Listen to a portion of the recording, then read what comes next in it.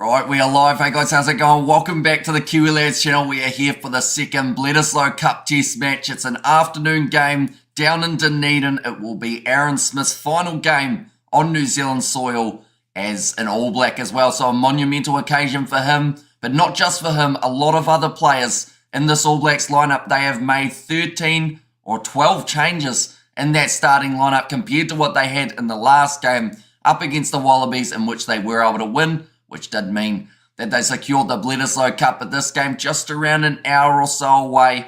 We got plenty planned for this build-up, looking through at the statistics throughout the Rugby Championship. Of course, this does not count towards those statistics, seeing as it is considered a warm-up game for the Rugby World Cup as well. But I hope you guys are all doing well. I mentioned those changes for the All Blacks. They are going to be as follows. Number 1, Tamaiti Williams. Number 2, Samisoni Taukei'aho. And 3, Nepololala. Now, all three of these individuals we have seen come off the bench at different times throughout the Rugby Championship. Tamaiti Williams making his debut for the All Blacks. He's a man mountain, I always say, at 6'5", and he's also got around the 145 kg mark in the build weight, so he is certainly going to be able to put in a push later on in the contest and also throughout those opening minutes of the game. Brodie Retallick and Sam Whitelock both keep their spots in the starting side. Whitelock, first opportunity for him throughout the Rugby Championship at the starting position. Brodie Retallick, he didn't have the best game last week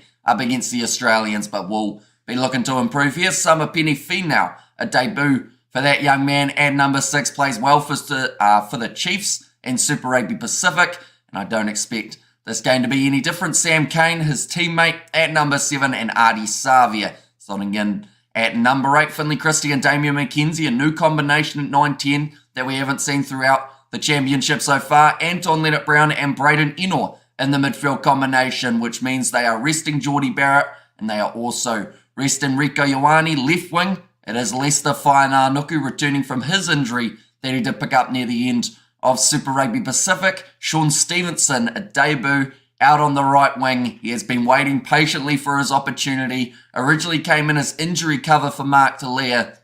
Mark Talia recovered from that injury, but they had to keep him in there just in case this moment came, and it does now for the young man. Sean Stevenson and Will Jordan transitioned from right wing in the last game, goes to fullback here.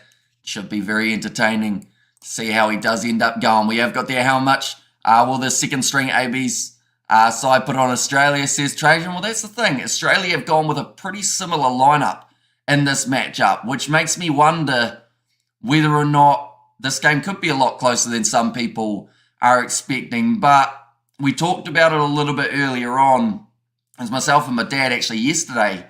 We were talking about the fact that how many sides around the world can make 12 changes to their starting lineup and people still say they're going to win. It's a tough one to do. The Springboks are another side who can do that, changing so many players, and people still expect them to come in as favourites. The ABs in this one, the exact same. Greetings from Berlin, says Stuart. Welcome in, mate. Of course, this game is a little bit of a different time compared to the other games of the Rugby Championship that we have seen in the past. 2:35 p.m. New Zealand time kickoff compared to normally the 7:05 or the 9:45 when these two sides play. Very comfortable at 8:30 p.m. Chicago time. ABs by more than 1 point, says Luke Z. And greetings back from Aotearoa, says DK. Do you know me? Do remember, says Sam San.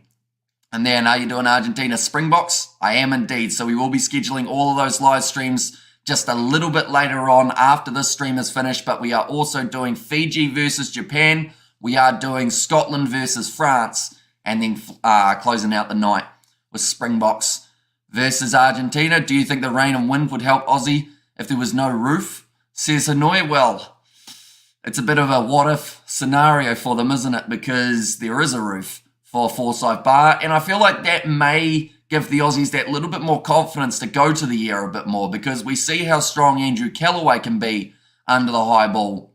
South Africa can't do that, as Argentina showed, says Trajan, but did they win the game? Yes. And we have also got there. Did you hear about the car crash in Timaru on Monday night? I did not know. I don't hear about what happens out at my letterbox, let alone anywhere else. And Hamish, it's literally a last shot for some, likes of Samapeni Finau, Sean Stevenson, Dallas McLeod, Braden Ennor, and Leicester Fainanuku, says DK. Yeah, we talked about this on the podcast. We said that for a few of these guys, with the World Cup squad being announced on Monday, it's pretty much do or die. You're either going to have a performance here that makes the coach remember you and puts you into that squad, or you're going to have the performance that they go, we probably don't need him when we head to France. Do you think the rain and wind would help Aussie? Oh no, I read that one, didn't I? And we got the waving from Mumbo Jumbo there. But looking through at this Australian side in this contest, it is going to be Angus Bell, Dave Parecki and Ponefa Masili. Now they have had to make that change at number 3 due to the injuries that the Wallabies had last week of Alan Alaratoa and also Tani Alatupo. Nick Frost at number 4, Richie Arnold at number 5. So a little bit of a change there. Will Skelton has started all the games of the Rugby Championship, but he will not be starting this one. Tom Hooper moves back to number 6 after playing number 7 in the last contest. Fraser McRoy is going to be at number 7 for this game, coming into the starting lineup, which I feel is a very strong choice for the Australians, and Rob Valentini there at number 8. Tate McDermott and Carter Gordon, the 19 combination. They did go with that in the last game. At times it worked, but also at other times they were a little bit too much under pressure to be able to really create the opportunities for the backline. Carter Gordon, he had his little moments, but then alongside that, still also had a few fumbles. Tate McDermott actually going to be the captain for the Australians in this game, so I'm excited to see what he can do. Plays well for the Reds, and he did get himself that starting spot last week, like I mentioned, so slowly building into that Wallabies kit. Once more, Sami Kurevi and Jordan Pataia, the midfield combination. Marika Korombedi at 11, Mark Ngawanganitawasi at number 14, and then Andrew Callaway. Like I mentioned earlier on, he's great under the high ball. Will be playing number 15 for this game. And to be honest, when you see number 15 Will Jordan and you see number 15 Andrew Callaway, it reminds me of that game played in Australia in Super Rugby Pacific, maybe about a year and a half, 2 years ago, when those two sides went head-to-head. I believe in the end, it might have actually been Super Rugby Trans-Tasman, if I'm not wrong. And I think those two sides faced each other, but the Crusaders didn't win by a big enough margin, which then meant that another side went through to the final. I think it was the Blues Highlanders in the end. So these two, they have unfinished business, and they're both very handy at the back for their sides. Will Jordan's first opportunity at number 15 as well, I should mention. Wallabies by 10 points, says Mumbo Jumbo Kiwi, and New Zealand by 15 plus, says Trajan. And there as well. But so far throughout this Rugby Championship, we have seen 17 tries scored by New Zealand. That was across 3 games of rugby. Of course, this game outside of the Rugby Championship, but it still seems to be relatively similar in terms of the lineups, in terms of the mentality, the tactics. I think we will see a very similar game to what we saw in the second for the ABs. New Zealand, those 17 tries. Australia, they have scored themselves 7 tries throughout this Rugby Championship. So not quite clinical enough, but they have got all the potential in the world in this backline. So I'm hoping they will do very decently. Someone was killed after crashing into Timaru police station at high speed, says Kiwi Gamer, so that's not ideal. New Zealand 30 plus, says Tony. And I'm OG fan, says Sam Sen. And there, by any chance, because I know we've had a few Sams along the way, are you the one? No, that was Jason who had the Homer Simpson picture. It's not Sam Henry, is it? And go the Wallabies, says Kate Wall, and agreed Tony. And it's my birthday, says Amelia, so hopefully you do have a very good birthday. Hopefully the Wallabies can put on a good performance here for you, seeing as it is on your special day. Hamish, do you think out of this game who will reach the World Cup 25 ABs 15? Well, that's the thing. Some of these guys, this is almost like a job trial for them in a way. It's, you've put your resume in. They've said, yeah, we want to have a bit of a follow-up. We'd like to have a bit of a chat with you. And now you've got to do your talking out there on the field. And that's pretty much looking straight at someone like a Sean Stevenson, Whainā Nuku, Samapeni Fendau, those guys who haven't had a huge amount of time at international level as of yet this year. They have to try and prove why they should be in that All Blacks 33, because that's the thing. How many did the All Blacks select for the Rugby Championship? I think they may have selected around maybe 38, something like that. So 5 of the players are going to be missing out. And Wallabies have a secret weapon, says Mumbo Jumbo Kiwi. Is that Eddie Jones, Mumbo, or is it someone in their lineup perhaps? Do let me know in the afternoon. The Kiwi lads, good day for rugby commentary. It is indeed. Nice early morning. Well, not early morning for us, but early morning start for everyone who is watching from South Africa. We've got Jordan. The crowd is going to be extremely loud. They certainly will be. And with the roof on Forsyth Barr Stadium, it could be rocking down south, which is great to see. Aaron Smith, he's going to get a massive send-off when he does make his way out onto the field for this game. What's the weather like for the game? It is undercover. So it will be about 6 degrees Celsius. Shouldn't be any moisture. The only moisture they'll have is if they've sprinkled a bit of it on the turf to make it slide. But other than that, inside conditions, no rain, no wind, should be great for rugby conditions. 5 p.m. mostly cloudy, says Luke. 6 p.m. mostly cloudy, and 7 p.m. mostly cloudy. And as well, when is the game, says Santos. At this stage, it is kicking off in just under 1 hour's time. So we got a little bit of time till the match, but 2:35 p.m. kickoff here in New Zealand. Leicester going to cement his seat to France, says Anoy. Because that's the thing. The left wing spot at the moment, it's relatively highly contested because you've got Caleb Clark, who at the moment still hasn't quite found the form that he would like, but he's still there. Fozzie seems to like him. So Caleb Clark, Lester Whainarnuku, Sean Stevenson, and Amoni Narawa, I believe are all looking for maybe about 2 spots between them. So that makes it tricky. And did I mention Mark DeLeo? I think I did. I might have said him third in that case. And then if they pick Will Jordan as a winger rather than a fullback, it's about 5 guys all looking for 2 or 3 spots. So a couple of these men are going to be missing out, which is why they have to make sure they put in those big efforts throughout the 80 minutes. And also, if you are selected, just keep on playing well. You've got a warm-up game up against the South Africans, and then you're straight into the Rugby World Cup. Do you know the lineup, says Santos? We have looked through them both, but we will be looking at them again very soon. First of all, though, we will look through at the benches, as we haven't covered them just yet. Dane Coles at number 16, Ofa Tuangafasi at number 17, and Fletcher Null, the Crusaders prop, who has been injured throughout this season, now gets the opportunity at number 18. 2 Chiefs as the forward replacements, Tupavai and Luke Jacobson. The final match on New Zealand soil for this man, Aaron Smith.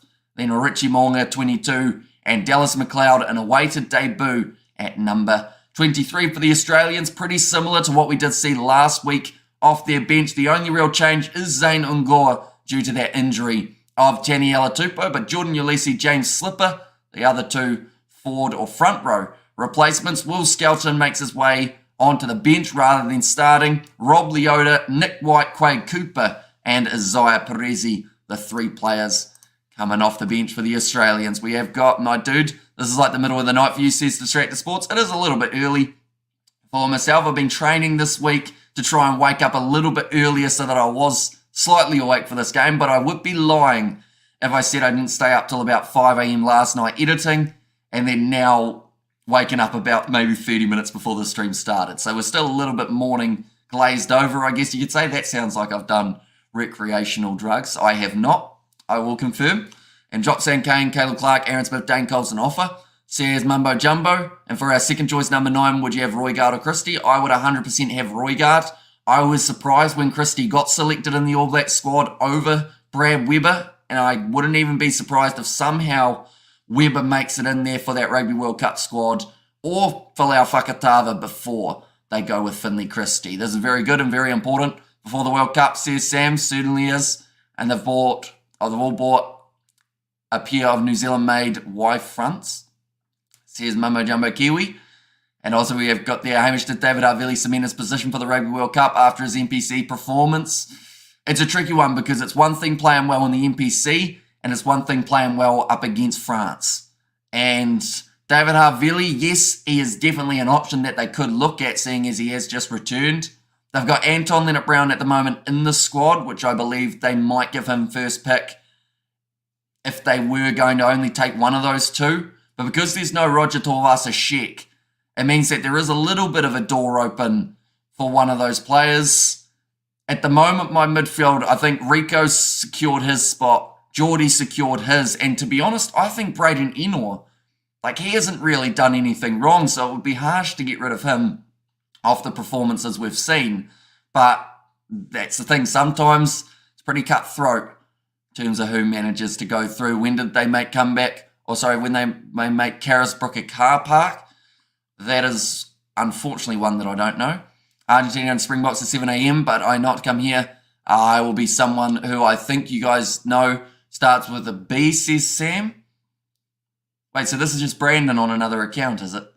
I think I've just put it together. And in my opinion, Rugby World Cup back three are Lester Whainanoku, Bowden Barrett and Mark Talia, and Sean Stevenson, Will Jordan and Amoni Narua, says DK. So yeah, the big question is, will they take all of those players?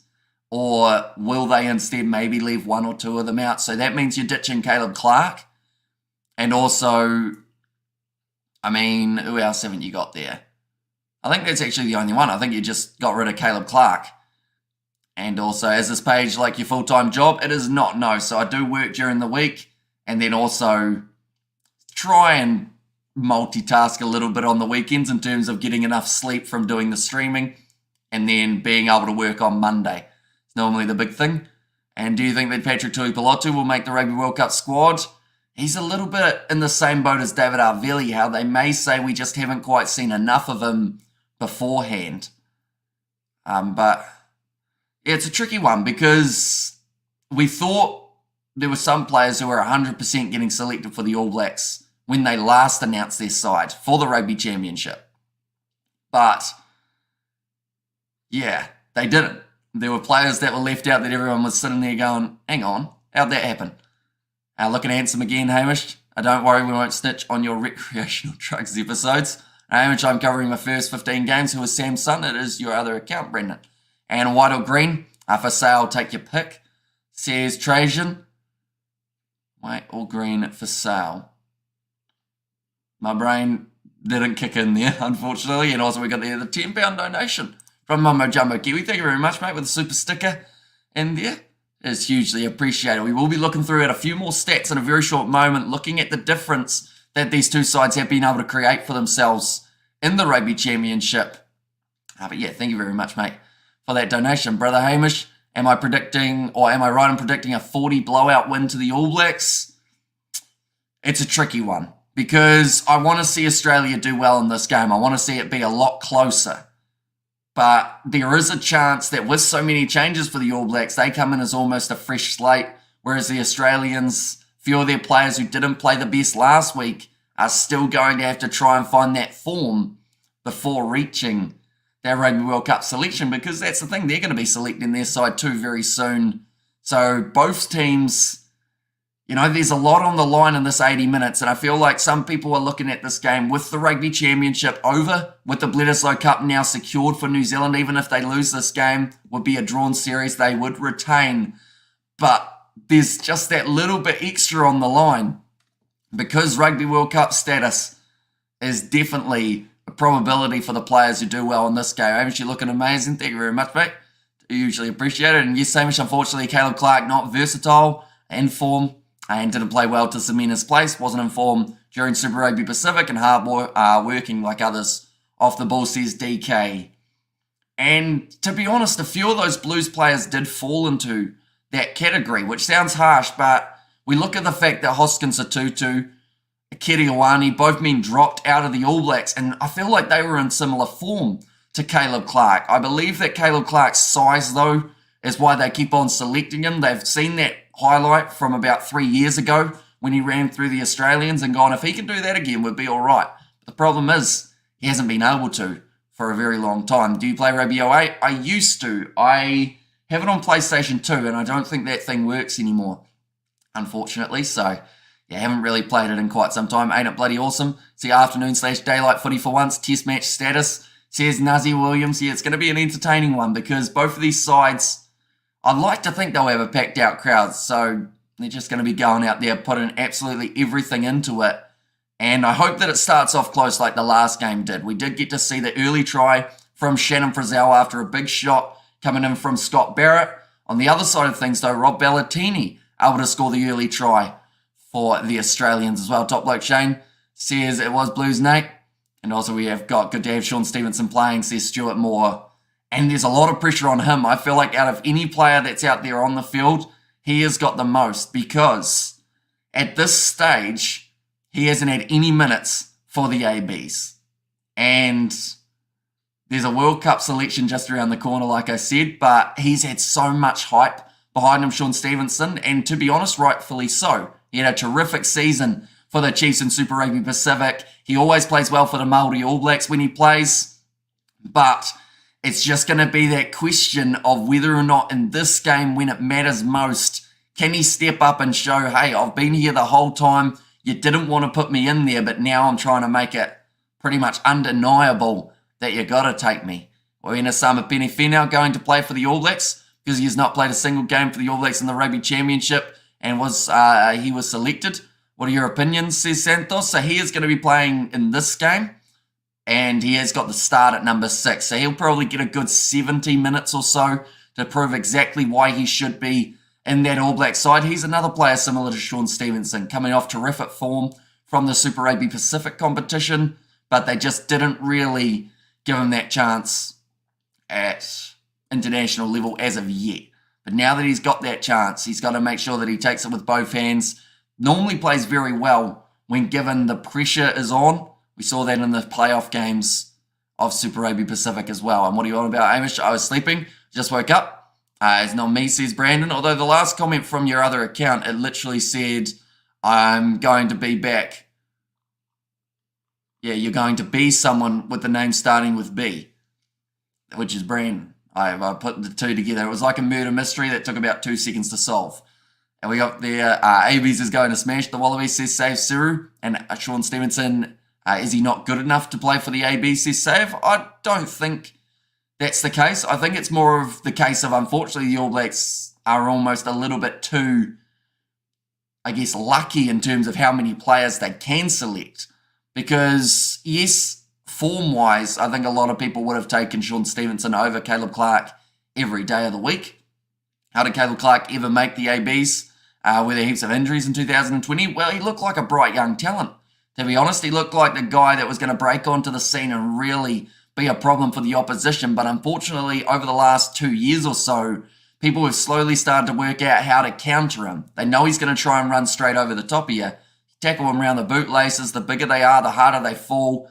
And you just got to wrap those legs up. That is actually perfect advice for any young rugby player. If there's a big man running at you, go low. Yes, you might get a knee to the head, but it's better than getting run over and sat down. Looking forward to seeing France versus Scotland, says Mumbo Jumbo Kiwi. Yeah, we've got a lot of fun games that are going to be taking place over the next 24 hours or so. I've actually got a list here. Don't worry about the 1 day, 1 hour, 1 day, 3 hour. That is just from when I did take that screenshot. But Scotland taking on France at 2:15 a.m. New Zealand time. Should be an awesome game. Wales versus England taking place at 4:30 a.m. Romania, USA at 5. Ireland versus Italy overlapping with the game after it. Argentina versus South Africa. Uruguay play Namibia, and then Chile taking on the Argentina XV. And I've seen some pretty awesome names of that Argentina XV from the 7 side of things. Rodrigo Isgro, Luciano Gonzalez. I'm looking forward to seeing if he somehow gets into that World Cup squad, because if he does, he's a dangerous man to have out on the wing. And I feel like a lot of people would struggle to stop him, whether he is playing sevens or whether he is playing union. But of these games, I should mention we are covering Scotland versus France. We are covering Argentina versus South Africa. And a little bit earlier, up a tad, there is a game taking place between Japan and Fiji that is at 10:15 p.m. New Zealand time tonight. So in about 8 hours' time, and we will be covering that one as well. But this is how the Rugby Championship table finished up. For anyone who doesn't know, the All Blacks winning 3 of their games, South Africa winning 2, so they finished in second. Argentina winning that 1 match up against the Australians. And down the bottom of the bunch, they only got that 1 bonus point, Australia. That was for being within 7 in their defeat up against Argentina. They'll be looking for a lot better in this game just to try and reignite those World Cup hopes. At the moment, metres carried, they're actually not sitting too bad in terms of the amount of metres that they have made compared to what the All Blacks have. The All Blacks having 1,487, the Wallabies having 1,301. So only, a couple hundred metres here and there. Argentina having the least of the competition with only 959, so a lot lower, almost half, or 1.5, I should say, 75% of what we saw from the All Blacks and also from South Africa. But yeah, it's going to be an interesting contest when it does take place. Japan versus Fiji in the Pacific Nations Cup. And yeah, that game could be the decider for the matchup or for the competition, which is quite awesome that it's going down that far to the wide. There is also a game between Samoa and Tonga that is taking place at 2 p.m. New Zealand time. That is actually kicking off in 4 minutes' time. So we won't be able to cover that one on the channel, unfortunately, due to this overlap, but we will keep you updated in terms of what's happening in the game. D-Max, Stevenson and Jordan are going to put on a kicking clinic. Says Slippery Gecko, and hey, says Ben, welcome in. As Joe Moody and Ethan Blackadder in the AB's camp, back training and assisting the squad. Not that I know of at this stage, but I believe that Joe Moody, has he made a return to his Bunnings NPC side? He might have. I'm not sure about Ethan Blackadder though. Sadly, I think that he might still be a little bit more injured. X Factor tonight, D-Max, Sean Stevenson, Lester Faina, Nuku and Will Jordan, says DK. And for the Rugby World Cup, says Santos. For the halfbacks in the World Cup, Smith, Roygaard and Fakatava. Fly halves, Barrett, McKenzie and McKenzie. I assume one of those is Mwonga. Centre, Enor, Ioane, Barrett, Leonard Brown and Matt Proctor. Ooh. See, Matt Proctor is an interesting shout, because I know a lot of people would probably rather see his brother Billy Proctor get that opportunity, seeing as he's been playing so well for the Hurricanes for so long, also going to be playing for Wellington and the Bunnings NBC a little bit later on tonight. Matt Proctor just coming back from playing overseas, isn't he? So I don't know whether or not he's actually eligible for that World Cup squad. I was watching Nelson Boys versus Christchurch finals. There's a bloke in Nelson with the surname Inch. Imagine being a coach handing out jerseys, your Inch. Says Nazi Williams. Do you know what position he was playing? Nazi, out of curiosity? 1 inch would be... I mean, that's the 1 inch punch, isn't it? Don't you put your finger on something and like hit it? I'm kind of not hip, as you guys know. Got me. I was more Brandon, who I changed to Samson. But you have to say I got you good. I say start with B, says Brandon. And TAB got the ABs as heavy and overwhelming favourites. Good time to put $20 on the Wallabies, says DK. Well, that's the thing. Forsyth Barr has been known to cause a few upsets in the past. Maybe not so much at international level, but Super Rugby-wise. You know, I remember any time the Highlanders and the Hurricanes play down south, there's always that atmosphere. There's always a close game going back and forth. It was actually 10, mate, I think, says Nazi Williams.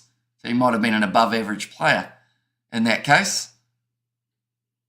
Nonetheless, looking through quickly at the previous results of the Rugby Championship. The All Blacks in their first game, they did play Argentina, and they did manage to win it 41 points to 12. Quite a nice, comfortable win for the opening game, although they didn't score many points at all in that second half of that contest. In fact, they scored the same amount of points as Argentina did throughout that second half. South Africa were the next challenge for the ABs, playing 1 week later, 35 points to 20. And that game, I would say, had a bigger split than a lot of people were anticipating due to South Africa saving quite a few of their players for that contest, whether that was going to be Eben Etzebeth, Malcolm Marx, Faf de Klerk, the list goes on. But the All Blacks getting the job done, and they were extremely clinical throughout the first maybe 15 to 20 minutes, almost better than we have seen them in a long time. Then that last game of the Bledisloe Cup and the Rugby Championship, 38 points to 7 in favour of the All Blacks over the Aussies. And Australia, they had a little moment at the start where they were starting to find that flow state. Unfortunately, it didn't last very long though, and the All Blacks near the end of the game were just picking off players to give the try to. We did see a nice try scored by Shannon Frizzell. That was off the big hit of Scott Barrett, and then also Will Jordan keeping his record alive for every game that he's played up against the Australians. 5 from 5, he has been able to score a try, which is very impressive because you wonder how long that record can go on for. This is his first start at number 15, so perhaps that changes things just that little bit. Looking through at the Australian results that they've had so far in this Rugby Championship, first game up against South Africa, a pretty similar scoreline to what we saw in that All Blacks versus Argentina game, but 43 points to 12 up against the Aussies there, 34 points to 31. South Africa, in their first game, they were able to win it by quite a large margin. That second one, not so much for Los Pumas, the 3 points difference, but Argentina managing to get themselves the big win away from home. And then that last game of the Rugby Championship, like I mentioned, 38 points to 7. So the results have not quite been the way that Australia would have liked. But that doesn't mean that they can't turn it around just a little bit. Are you covering Argentina game? If you are, you got challenge. It is me, says Brandon. So we are going to be covering that game between Argentina and South Africa. Also Fiji versus Japan a little bit later on tonight. And then alongside that, we have got one more live stream, which is France versus Scotland. Wingers / fullbacks, Faina Nuku, Talia, Jordan, Stevenson, Narawa, and Clark, says Santos for his picks. Okay, so you haven't... Oh, see, that might be... For the World Cup wise, they've only got a 33-man squad that they can select. So you may have to lose one of those players, or maybe even two, if you have got them as / fullback and you've got Will Jordan considered in that other grouping. I think you had him as well. So it could be interesting. Oh, no, so you've got Will Jordan in that one, but yeah. 33 men doesn't seem like a lot when you look at some of the squads that we've had around the world with 40 and then also 38 for the All Blacks, having Sean Stevenson in as the 39th man just for that injury cover. I'm saying you didn't cover Bunnings NBC. Says Brandon, yeah, it's been an extremely busy weekend. I did get to watch a couple of those games yesterday, though, so that Taranaki able to get themselves the victory and also a good win for Tasman over Otago. But yeah, there's a few more games taking place at the Bunnings NBC today, if I'm not wrong. Hawke's Bay are playing, Manawatu are taking on Wellington, and then just a little bit later on, we are going to be seeing, I think, if I'm not wrong, who is the other side playing later on? I know that Northland have got themselves a game. They might actually be playing Hawke's Bay, are they? I know that there's one more later on, though, that does overlap. And I am good to see you, mate. Says Daniel Watson, good to see you too. Hopefully you are excited for this All Blacks versus Australia game just around the corner. And yeah, it's going to be a good trial run for all of these players to get that opportunity of going forward towards that Rugby World Cup. Defenders beaten. We saw 93 from New Zealand throughout the Rugby Championship compared to Australia's 60. And how are you watching the European warm-up game? Says LB, it is on Sky Sport here in New Zealand. I believe Sky Sport 1 has got those games, and then Sky Sport 2 or 3 has the Springboks Argentina game when it does take place.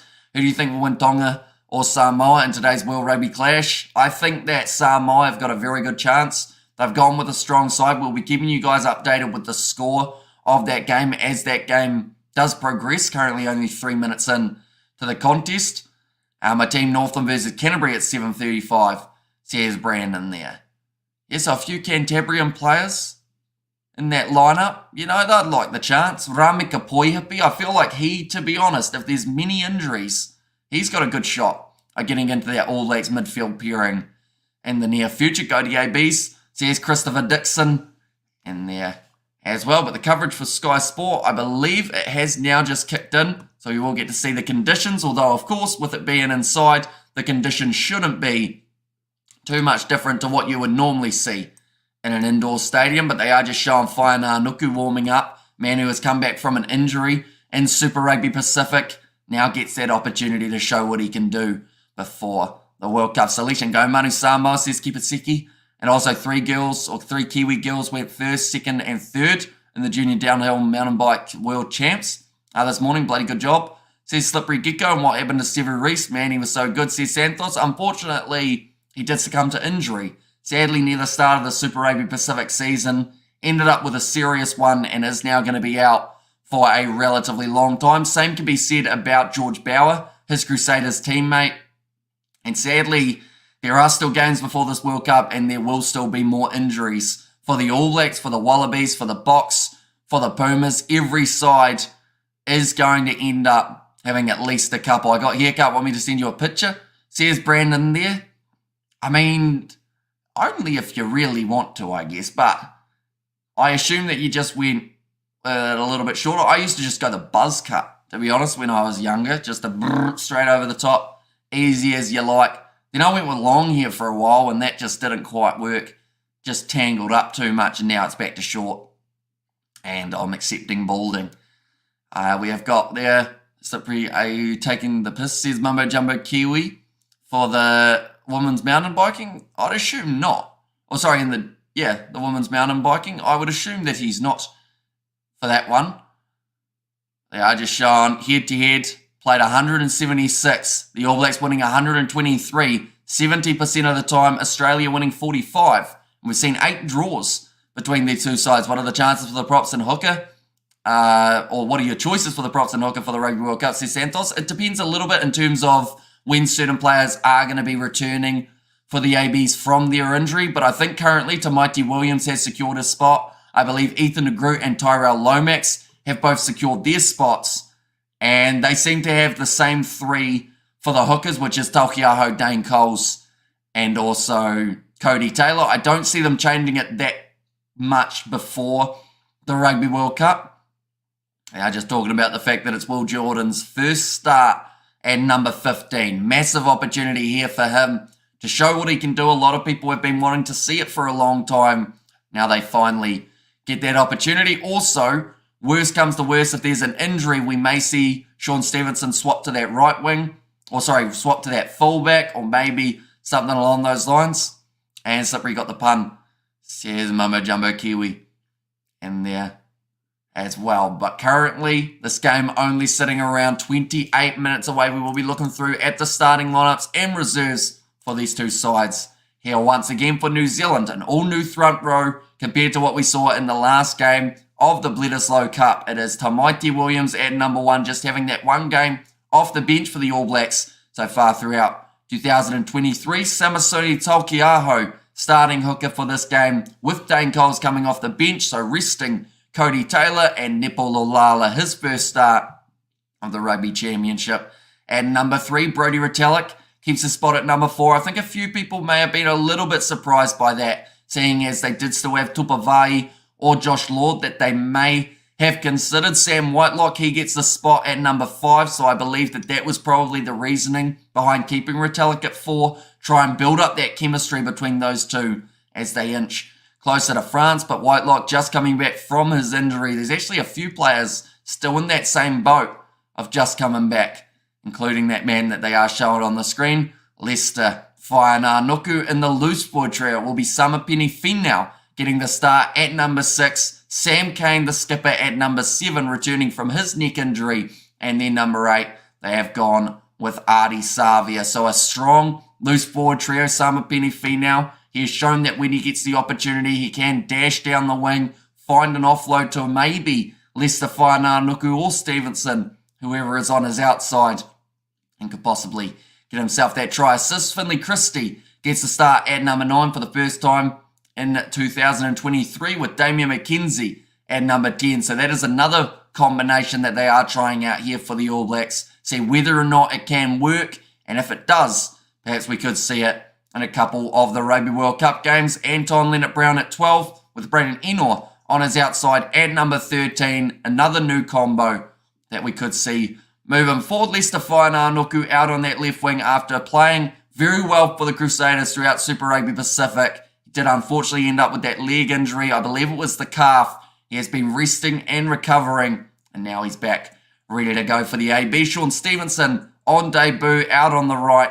and then Will Jordan for his first game at number 15 for the All Blacks in the starting lineup. He is going to close out the All Blacks team. For this one, I can usually contend with 1, but 3, says Mumbo Jumbo Kiwi, and also who is the most wasted potential All Black ever, says Santos. Geez, that's a hard question. The most wasted potential All Black ever. So are we saying that they haven't played for the All Blacks, or they have had a chance and then they have continued to miss out after that? Do let me know. As a Samoa and Tonga on Now Live, says Robert, it certainly is for the Pacific Nations Cup. There was one sad thing about the afternoon game for the Bledisloe Cup. It did mean that there was this overlap of Samoa and Tonga playing alongside the ABs. And Australia was the most potential All Black, or wasted potential ever, minus Zach Guildford, says Santos. And also we have got their Scudder because of injuries. Very true. Niimuna Scudder could have had a very good career, but unfortunately every time he was just starting to find that form, once again, one of his limbs decided to fall off. We have got there, hey, David the Mod. And also David the Mod had said, hi Hamish, how's it mate? Let's go the mighty ABs. Doing very well, mate. Hope you are also very excited for this game and you keep them well. You are excited for what's just around the corner. It's the player that has had the chance and wasted it, says Santos. Hey, Jason Momoa in attendance for this game. I wonder what position they'd put him at if he was going to be in the lineup. What's he doing down in Dunedin? I feel like he's a bit more up north normally for Jason Momoa. And also, are you going to the birthday party? Says Brandon there. Birthday party, no. Engagement party, unfortunately, also no. Just because of the schedule that we have this weekend, it meant that I wasn't going to be able to make it, seeing as it is a few hours away. Sadly. One moment, we will go like this.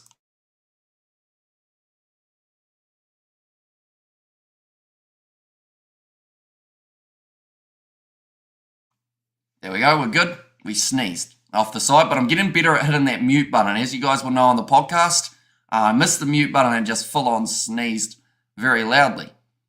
Nick Evans is the most wasted potential ABs ever, says Slippery Gecko, and bring on Dallas McLeod a little bit earlier on. And that's the thing, he is going to get himself the opportunity. I hope it's not similar to what we saw for Caleb Clark, which in that first game up against, I think it was up against South Africa, or was it maybe Argentina?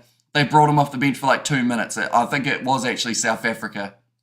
Good afternoon. Kiwi lads, am I late? Says Spider-Meat. You are certainly not. There are still about maybe 23 minutes or so till kickoff, and then we are underway for an exciting game. Drop Anton, Leonard Brown, Clark, Kane, Coles, and Christie. Says Mumbo Jumbo. I know that earlier on, I think you had a different list that you had who you were going to drop. So I guess it is forever rotating perhaps as you slowly work out who those 33 men are going to be. But we will be doing a live stream on the day of the All Black selection, ladies and gentlemen, where we will be trying to predict the squad, which is going to be very tricky to do. But we will be starting that maybe about 30 minutes or an hour before the squad is actually announced. And then after that, having the video coming out straight after. Go to the All Blacks, says Harley, and Aussie Rugby Fish. Heads stuff it up, mate. Should have kept Dave Rennie. We're bugging, mate, says Dallas. And there, well, that's the thing. Eddie Jones, he always talks about having a game plan. Everyone at this stage is still waiting to see what that game plan is. And, you know, for Australia's sake, you hope that that game plan does start to work when they get closer to that World Cup and maybe when they get into that Rugby World Cup stride. Because they've got the potential in the players. Like, you're just showing Rob Valentini, the highlights from him. 19 tackles made at the MCG. 2 defenders beaten. Yes, I measure a revised list. Says Mamo Jumbo Kiwi. Dallas McLeod deserves a full game. I think it was tricky because with Anton Leonard-Brown also returning, it meant that they probably wanted to give him some time out there on the park. So, to be honest, Dallas McLeod, it's not surprising they're only giving him a little bit. Yes, he would have liked more time, but maybe this little bit of time will be enough for them to see whether or not they want to take him. Sick of hearing Drop Christie. Go watch how he dealt with the South Africa bomb squad coming through the ruck. Saved us a game. Says Slippery Gecko. Why do I want to see Australia win, says Brandon. I mean, to be fair, if Australia walk away with the victory here, I feel like it actually would benefit them more than the All Blacks being on a massive winning streak heading into that Rugby World Cup. Because at the moment, the All Blacks in their last 10 games, they have won 9, lost 1. Drawn 1. Australia, they have been struggling. They lost all their games of the Rugby Championship. If they are able to beat New Zealand on New Zealand soil, that will build up a lot of confidence for a group of players that possibly are lacking it a little bit at the moment. Tate McDermott and Carter Gordon be massive for those young guys getting a win here. And don't worry about our boys. We can keep anyone onto the field. Still kick any team's ass. Says Spider Mick, and let's go Dallas. And also we have got the Debbie goes to Dallas. Says Mumbo Jumbo Kiwi. Like they're saying, Eddie Jones sticking with that 19 combo. That is not the only combination though that Eddie Jones has stuck with. He has gone with the exact same backline as he did have in Bledisloe Test 1 in the midfield. It will be Sami Karevi and also Jordan Bataya. And then on either of the wings, they've got Mark Nawanga-Nedawasi. And on the other side, it is going to be the dangerous Marika Korombedi. And then at number 15, they've gone with Andrew Callaway again, who I actually felt was one of the standout backs in that last game up against New Zealand. Covering Bunnings NBC on Wednesday night, says Brandon, not that I know of at this stage, but we'll see how we're going. I think Wednesday night, we've already got a prior filming session that we are going to be doing. So yeah, it may depend a little bit in terms of when that finishes and when that other game does get underway. But looking through at this Wallabies lineup, like I just mentioned, unchanged backline compared to what they did have in Bledisloe Test 1. Angus Bell keeps a spot at number 1. Poinefa Masuli comes in as the number 3 due to the injuries of Alatoa as well as the injury of Taniela Tupou. Dave Parecki starting 2.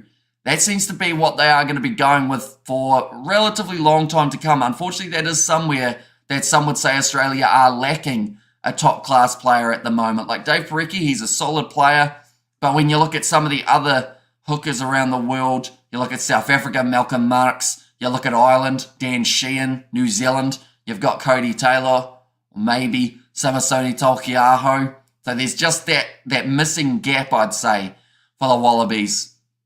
Dave Parecki still has potential of being able to slowly improve. As we head towards France, Nick Frost keeps a spot at 4, with Richie Arnold slotting in at number 5 rather than Will Skelton, who will be coming off the bench. Tom Hooper transitions from 7 to 6. Fraser McWright comes back into the starting side, and Rob Valentini there at number 8, which means once again we get to see Savia versus Rob Valentini for another game of international rugby. Just anyone wondering about the Tonga versus Samoa game at the moment, it is sitting 3-0 to Tonga after around 15 or so minutes. So William Havili able to get that conversion over for the Tongans. They've got themselves that early lead in that one. We have got there John Gallagher, James Lowe recently, says the MMA Soru, or the Soiru, sorry, I should say. And it was the Aussies got famous pinner, is Mumbo Jumbo. And also we have got there a lot of old players playing their last game. They'll be missed, says David the Mob. Well, that's the thing. Some of these guys, I believe, are fighting for the same spot, 2 of which being Sam Whitelock and Brodie Retallick. I think that in this case, both of those 2 players want that starting spot alongside Scott Barrett, because I don't see Barrett losing a starting lineup spot with the way he's been playing throughout this Rugby Championship. The thing is, we may end up seeing maybe Barrett transition to 4 if Whitelock is the one that they select in terms of Retallick or Whitelock. But the thing is, they also will have the other man still in the squad probably coming off the bench. No Barrett Boise, strategic move by Fozzie, I like it, says Dallas. And yeah, it's probably the first time in a long time a lineup has had 0 Barretts in it. Normally we see maybe 1 squeeze their way in, but the All Blacks now just making their way into the sheds, which means we are only 15 minutes away or so from this match getting underway. Eddie Jones should have retired a century ago. I really never have a chance to build the Wallabies to become the best team, says Spider Mech. What is Rennie doing at the moment, by the way? Does anyone know who he's coaching? Because, yeah, he was away from the Aussies. And I haven't heard where he's gone as of yet. I think, if I'm not wrong, did he have a coaching job with the Barbarians more recently? So he might still actually be there. They are going to be playing Samoa in only about 14 days' time. Rest in peace, Tane Norton, great Canterbury and ABC player. Says it was there from David the Mod and Scott Barrett the Enforcer. Says David the Mod there.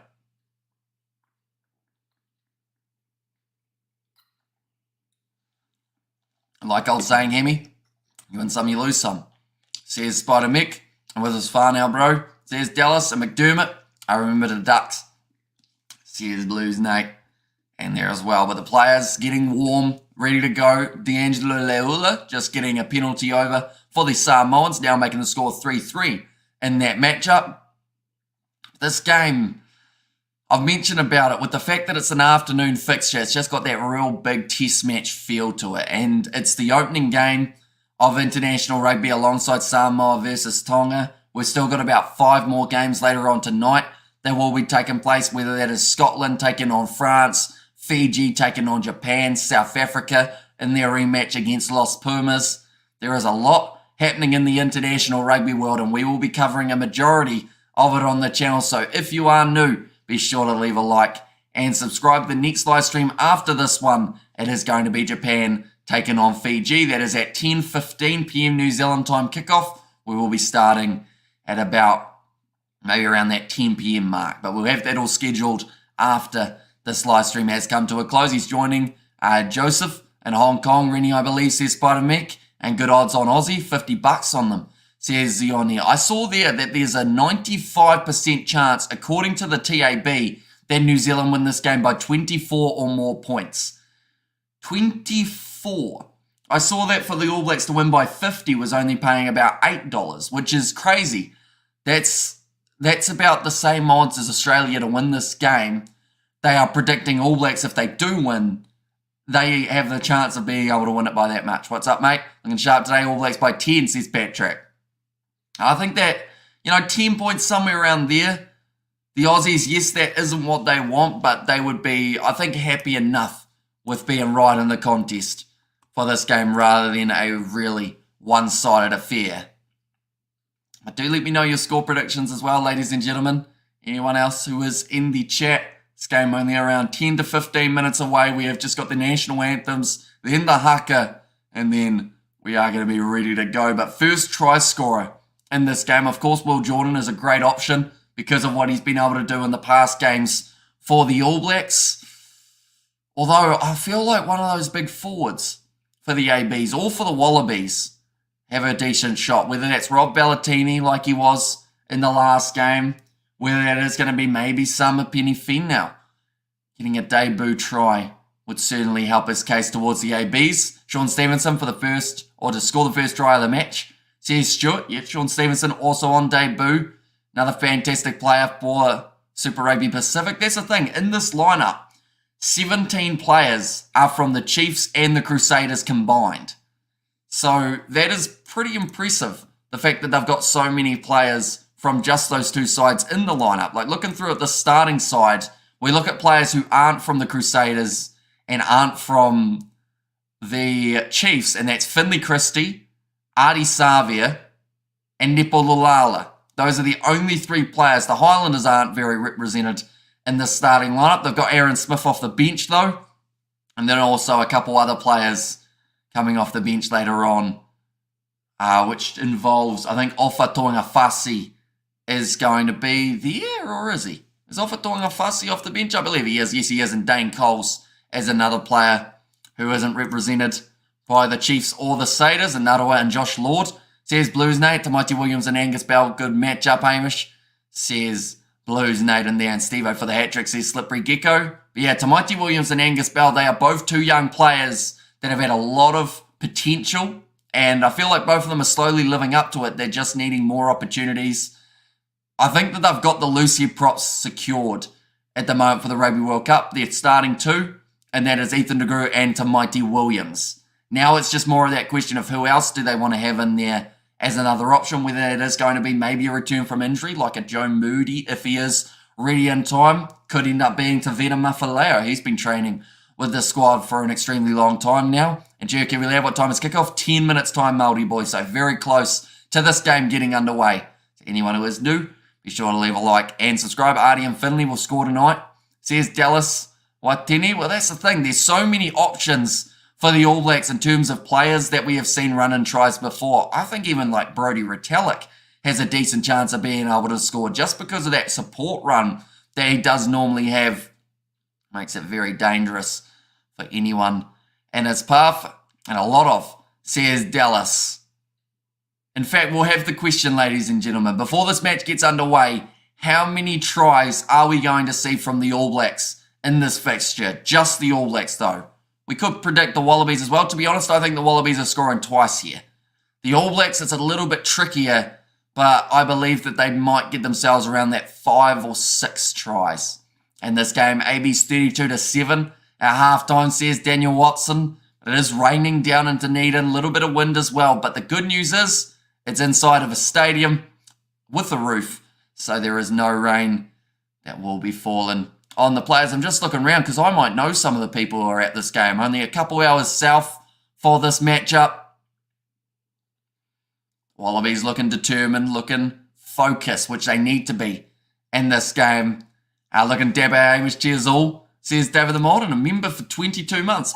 Hey, it actually came up on my live streaming software. If you remember rightly, anyone who's been here a while, it normally doesn't come up on the software. So that's quite cool that they have fixed that. But thank you very much, David. Hugely appreciated. 22 months, almost 2 years of being on the channel. And Will Jordan first try, I put $100 on him, says Spider Mick. And in fact, I think 22 months is probably when the membership came in, so you have been here for over 2 years. Of course, David. How are you, my bro? You been busy, eh? Says Blues Nate, and 10 tries for the ABs in this matchup. But it's going to be a good battle at number 6. They are just showing the head-to-head of Samapeni Finn now, taking on the youngster Tom Hooper. 5 tries, says William, and McKenzie for the first try of the game. Says Zioni, and hey there. Says no, mum, welcome in. Hope you are keeping well. Christie versus McDermott. 2 of the younger players in there. Carter Gordon versus McKenzie. It's almost a battle of the mullets. At the moment, Carter Gordon probably got that little bit of an edge in the mullet department. But McKenzie, some would say, he's got the little bit of an advantage. When it comes to the kicking high, bro, Mr. Mixted said that Papali is more of an 8 than an open side, and Artie should be back up 7. What do you reckon? Says Joshua Layton. It's a good question. I think that Savia, he's almost too deep in that number 8 jersey now, if that makes sense. And because they have lost Hoskins Atutu in the squad, they haven't got Akira Iwani. I think Savia will be content with staying at number 8. That's not saying he can't play 7. Papali, I have heard people say that he could be a 6 or an 8 in the past. But the good news for them is, he could probably play either of those positions and he wouldn't go too badly. I would say, guess who I got a photo with today? Says Novmum, Tom Cruise. I know you like him, so that's why I said him, but no idea. There are quite a few people around at the moment. Hello, Novmum, let's go. Says Blues Nate. And also we have got there Blues Nate, yeah, buddy. Says David the Mob. But they are just showing the previous results. Quade Cooper helping to dress Jordan Patai, who couldn't quite get his jersey on the same way he would have liked to. So Quade playing the fatherly role and helping Patai get himself dressed and ready to make his way out of the sheds. But this is the lineup for New Zealand. For anyone who hasn't seen it, this will be the last time we show it before the match does get underway. Tamaiti Williams, Samasoni Tokiaho, and Nepo Lulala, all players who have had their time coming off the bench throughout Super Rugby Pacific, and it is the first start for all 3 of these individuals, and it should be very entertaining to see what they can do. Brady Retallick and Sam Whitelock, huge amount of experience in the lock-in duo. Whitelock, he's been there, done that. He's just come back from injury. Retallick in the last game wasn't quite in the best form, so we'll be looking forward to putting the foot in the right direction as we get close to that Rugby World Cup selection. Samapeni Fina, the starting number 6, Sam Cane at number 7, and Artie Savia at number 8. So 2 out of the 3 players in that loose forward trio did not play last game, that being the 2 Chiefs representatives, Samapeni Finau and Sam Cane. Cane due to injury, Samapeni Finau due to the fact that this is going to be his debut. Finley Christie at number 9 with Damien McKenzie as the 10. So we'll see Mo'unga start 2 games for the All Blacks this year. The McKenzie just starting the 1. The difference, though, I find is anytime McKenzie's in the starting lineup, they have Mo'unga off the bench. Anytime Mo'unga's in the starting lineup, they don't give Damien McKenzie that same opportunity coming off the bench. So I'm not sure whether that's down to the kicking aspect that we can see from Richie Mo'unga, maybe as the backup in this game if Damien McKenzie isn't slotting them over the way that he would like to. Anton Leonard-Brown and Braden Ennor, they will be the midfield combination for this game. Lester Whainarnuku, Sean Stevenson as the 2 out on the wings. Stevenson making his debut for the All Blacks tonight. And then it is going to be Will Jordan for his first game at number 15 in the starting lineup. Will Jordan, 5 from 5 in terms of the tries he's been able to score against Australia in 5 matches. Malolo has just scored a try for Samoa. For anyone wondering about that game between Samoa and Tonga, he is the number 2. Made his debut last week now, getting himself the try there. But this is the starting lineup for the All Blacks. Looking very strong indeed. In the chat we have got there, Satutu should be number 8 for the ABs. Says Spider-Mick, looking forward to seeing more of the mighty Williams. Says a big boy games. And also we have got there Aquaman or Aquamarine in the crowd. Says David the Mod at Aquaman, Says David the Mod. Aquamarine, they have made a lot of movies in terms of superheroes and whatnot. Maybe Aquamarine could be the next one just around the corner. And we leaving the tunnel yet, says Spider-Mick. We are indeed. So New Zealand have made their way now out onto the field. Same with Australia, who did go first. And now they are standing in front of the main stand, ready for the national anthems. And then from there, they are going to be having the Haka. But this is the Australian starting lineup. Angus Bell at number 1, Dave Parecki at number 2, and Pone Whamasili slotting in as the number 3. That is due to all the injuries that the Wallabies did get last week, with Taniela Tupou and Alan Alatoa both ending up with those injuries. Nick Frost and Richie Arnold at number 5, a new combination that we haven't seen so far due to Will Skelton starting all of the other games of the Rugby Championship. Tom Hooper at number 6. He did play 7 in the last game. Fraser McRae at number 7 and Rob Ballatini there at number 8. Tate McDermott and Carter Gordon, the 19 combination. Samu Karevi and Jordan Pataia, the midfield. So that is what they went with in the last game. Karevi, he's a dangerous ball runner. Pataia with that pace on the outside can be very handy for the Aussies. Marika Korombedi out on the left wing. Mark Nwanganitawasi out on the right. And Andrew Callaway there at number 15. After having a good performance last week, a lot of people feel that this back 3 here, Korombedi, Nwanganitawasi and Callaway, will be the back 3 that the Wallabies go with throughout that World Cup campaign. So it's going to be a good question of how they perform in this game and if they are able to get the job done. Now just quickly looking through at the benches will be Dane Cole's number 16, Ofa Tuangafasi at 17 and Fletcher Null returning from injury at number 18. Tupavai and Luke Jacobson, the lock-in and loose forward replacements, both from the Chiefs. Aaron Smith, 21, his final game on New Zealand soil as an All Black. Richie Moong at 22 and Dallas McLeod at number 23. For the Australians, Jordan Ulesi, James Slipper and Zan Ungur gets added back into the side after those tight ear prop injuries. Will Skelton coming off the bench with some real impact when he does make his way out there. Rob Leota, 20. A lot of experience between these two men. Quade Cooper at 22. Nick White at 21. And Isaiah Parisi having a little bit of time later on in the last game. Not as much as he would have liked, though. Perhaps this one we will get to see some real impact. But looking through now at the chat, can you ask Justin Momoa? Get some Kenners and powers, please, bro, says Dallas. And greetings from Grenadines in there from Tom. So welcome in. Hope you are doing very well. Just got home from Waikato versus Counties Manukau FPC game. I had about 30 minutes to spare. Says, no, Mum, these afternoon games playing havoc with my sleep, says Big Boy Games. And yeah, it's an interesting one because this time that this game is kicking off, in terms of the time for you guys in the Northern Hemisphere or in South Africa, is roughly the same time as we normally cover the Pumas versus Springboks game or any game taking place in South Africa for the URC, for the Currie Cup, or the International Six Nations game. That's roughly the time that we are normally up covering all the games. It's called a dirty, I'm calling a dirty game red card at some point, says Sam Baxter. Are you picking a player to get that red card or just a player in general, Baxter? Do let me know. And big game, or big thank you to Aaron Smith. Thank you for the memories, my bro, says Dallas there as well. But yeah, the kickoff just around the corner. The New Zealand national anthem now is playing, and Eddie never learns. I look at the team he put up to face our boys, really, Eddie, says Spider-Meek. Well, that's the thing. For Eddie Jones, I think, to be honest, it's not a bad move. Because if you're trying to build up chemistry and you're trying to build up combinations towards the Rugby World Cup, playing almost a very similar lineup is exactly how you've got to do it. Because, or else, you end up in that scenario of you make a whole heap of switches. If it doesn't work, then where do you go from there? So I don't completely think that this is a bad lineup from Eddie Jones because he needs to have some chemistry built with only a couple more games till the Rugby World Cup. We look at the Australians. They have actually got one game in the warm-up that will be up against France in 23 days' time. And then after that, they've got Georgia, Fiji, Wales and Portugal, which has already been called the closest group in this Rugby World Cup Pool C. And, they need to know who they want in that starting lineup, who's going to work in that starting lineup alongside each other. So I like the fact that they've stuck with the same back line.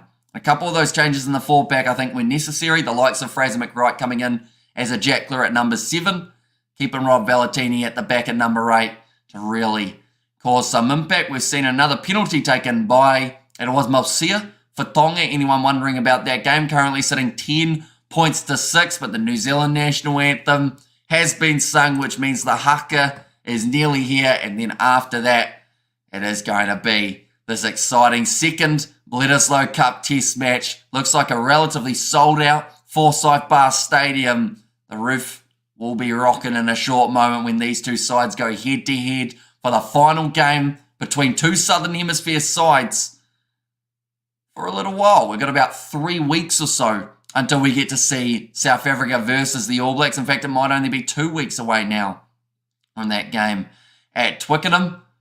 Some deep breaths being taken by the ABs and the Australians. Now, last week we said we did see the presentation of a boomerang during the Haka. This week, I don't think it's going to be the case. And All Blacks by 15, says Rave. And I miss Hayley Westenra. Says Slippery Gecko, but Sam Cane standing at the front of the Haka. Last week it was Ardie Savia due to his captaincy call-up. Aaron Smith, though, leading the Haka. And this is going to be a big game for him. The last game on New Zealand soil in front of a home crowd that he is going to have before he hangs up his boots for his rugby career. Now, that does not mean he's not playing in France. He will be in that World Cup squad.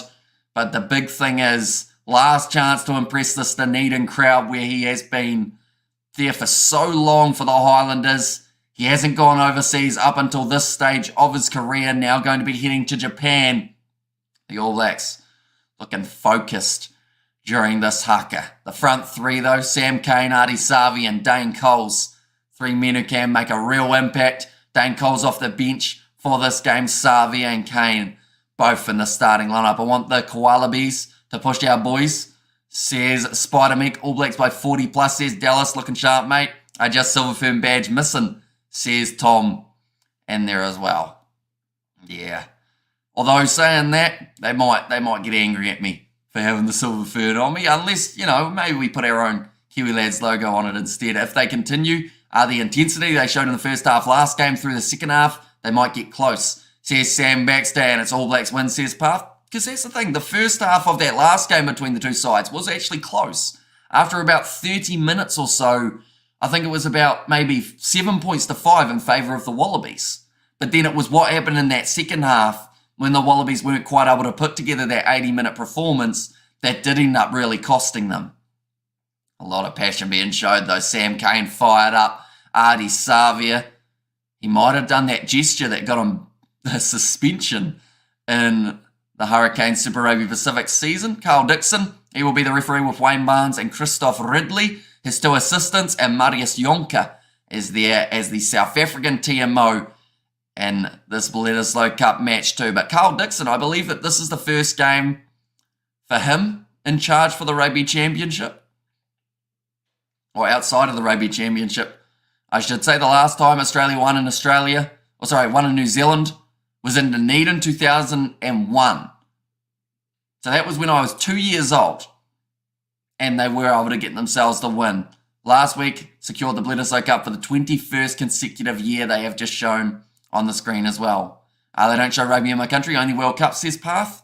And New Zealand and Australia need to change their flag, says Yeda. Is that because you can't tell the difference, Yeda, or just because it's just what you want? Let me know. And let's go. FJB, but now we are ready to go in this contest, ladies and gentlemen. It looks like it will be the All Blacks kicking off from left to right to get us underway for this test match between New Zealand and Australia. It's kicked off high and short, chasing hard with Sama Penny. Female awkward landing for the Australian number 4, Nick Frost. Red stars and white stars, says Path. But now it's going to be Tate McDermott, puts the ball up high from just inside of his own half. Will Jordan charging forward, but beautifully taken by Mark Nawanga-Nitawasi, and the Australians now in possession, looking to use this one quickly out to the left-hand side. McWright drops his head, charges at Sam Whitelock. This is his first start of the year. Carter Gordon off to Samu Karevi. Chris backline there. Callaway nailed in the tackle there by Braden Enor, though. He is in the same boat. First start for him throughout 2023. Big run forward from Angus Bell, running at Tamaiti Williams and Ardie Savia, so he's driven backwards a couple of metres. Carter Gordon, pop pass up across to Tom Hooper. There is the advantage in favour of the Australians. Now McDermott does the skip pass, Pattaya knocks it on, and they'll go back for the original penalty for offside. I love our ABs to win. I want the Wallabies to go down fighting, not go down walkabout. Says Spider Meg, and let's not underestimate the Australians, says Anthony. Yeah, they've had their moments, and I believe that they have actually improved in all 3 of their games of the Rugby Championship that they played. The first game up against the South Africans, they struggled. In the second game up against Argentina, they could have easily had a moment where they won that game, but just weren't quite able to take that opportunity. And then up against the All Blacks, we saw a much longer period where they played well compared to that South African game. It was just the tries being scored by the ABs that was hurting them. And come on, mate, you're stuttering, mate. There's Dallas. And also we have got there 21.5 points. Really big start for the Aussies. Says Dion Sands. And also we have got there in the chat, yeah, those simps are silly, says Yeda. But it's going to be thrown in nicely by the Wallabies, who did kick for the corner, being only about 40 metres out now, making it 5 with that kick. Dave Parecki at the back with this rolling maul. McDermott getting forced backwards. Now Samu Karevi tries to bump off Damian McKenzie, but he does manage to help make the tackle alongside Sean Stevenson. Now McDermott across to Valentini. Like I mentioned, there are 12 out of the 15 players in the starting lineup for this game that are from the Chiefs and the Crusaders. Quick hands, Marika Koromberi almost in the corner, but I saw his foot on the touchline, so it will be called as no try, but they will just check this one to make sure. Unfortunately for Karevi, it was actually about the second step before he started getting towards that try line that did go into touch. They do just want to make sure that it did go off. Christoph Ridley, he is not confident at whether or not Marika Koromberi ran out of space. But actually similar to what we saw from Australia in their last couple of games, it's this foot here. Oh, hang on. There are 2 lines. And one of them's a football pitch. The other one's not. That knee is very close to the line. I think he might be just in the field of play here. I was looking at the football line. That toe is just in the field of play. That knee is almost simultaneous with that ball going down. This is going to be a big decision. I'm not sure whether or not they called it as on-field try or not. And Ireland are going to walk the World Cup, says Yeda. And also we've got there the Crusaders, says Sam Baxter. So yeah, the Crusaders and the Chiefs from Super Rugby Pacific. Combination of those 2 sides, 12 out of the 15. That might just... I think they're going to call this as a try for the Australians. And also what the hell Australia scores. No, says Path. Ain't going to be a lot better for Australia if they don't give any cards, says Anthony. You may award the try. Australia get themselves the first try of the fixture. I didn't realise that a rugby field and a football field didn't have the same outline. I guess maybe they jolted it across a little bit. But yeah, I was looking at the wrong line. My apologies there, ladies and gentlemen. Now, from the touchline, it is going to be Carter Gordon to line up this kick for the Australians. And it's looking pretty good. Gone straight down the middle. And Australia, after 3 minutes in this game, sit with the 7-0 lead over the All Blacks. A brilliant start to the game. Marika in the corner. Sean Stevenson tried to push him towards the touchline, but gave Marika maybe that little bit too much space. And the Aussies in attendance are absolutely loving it. But that is going to be kicked off now from the All Blacks.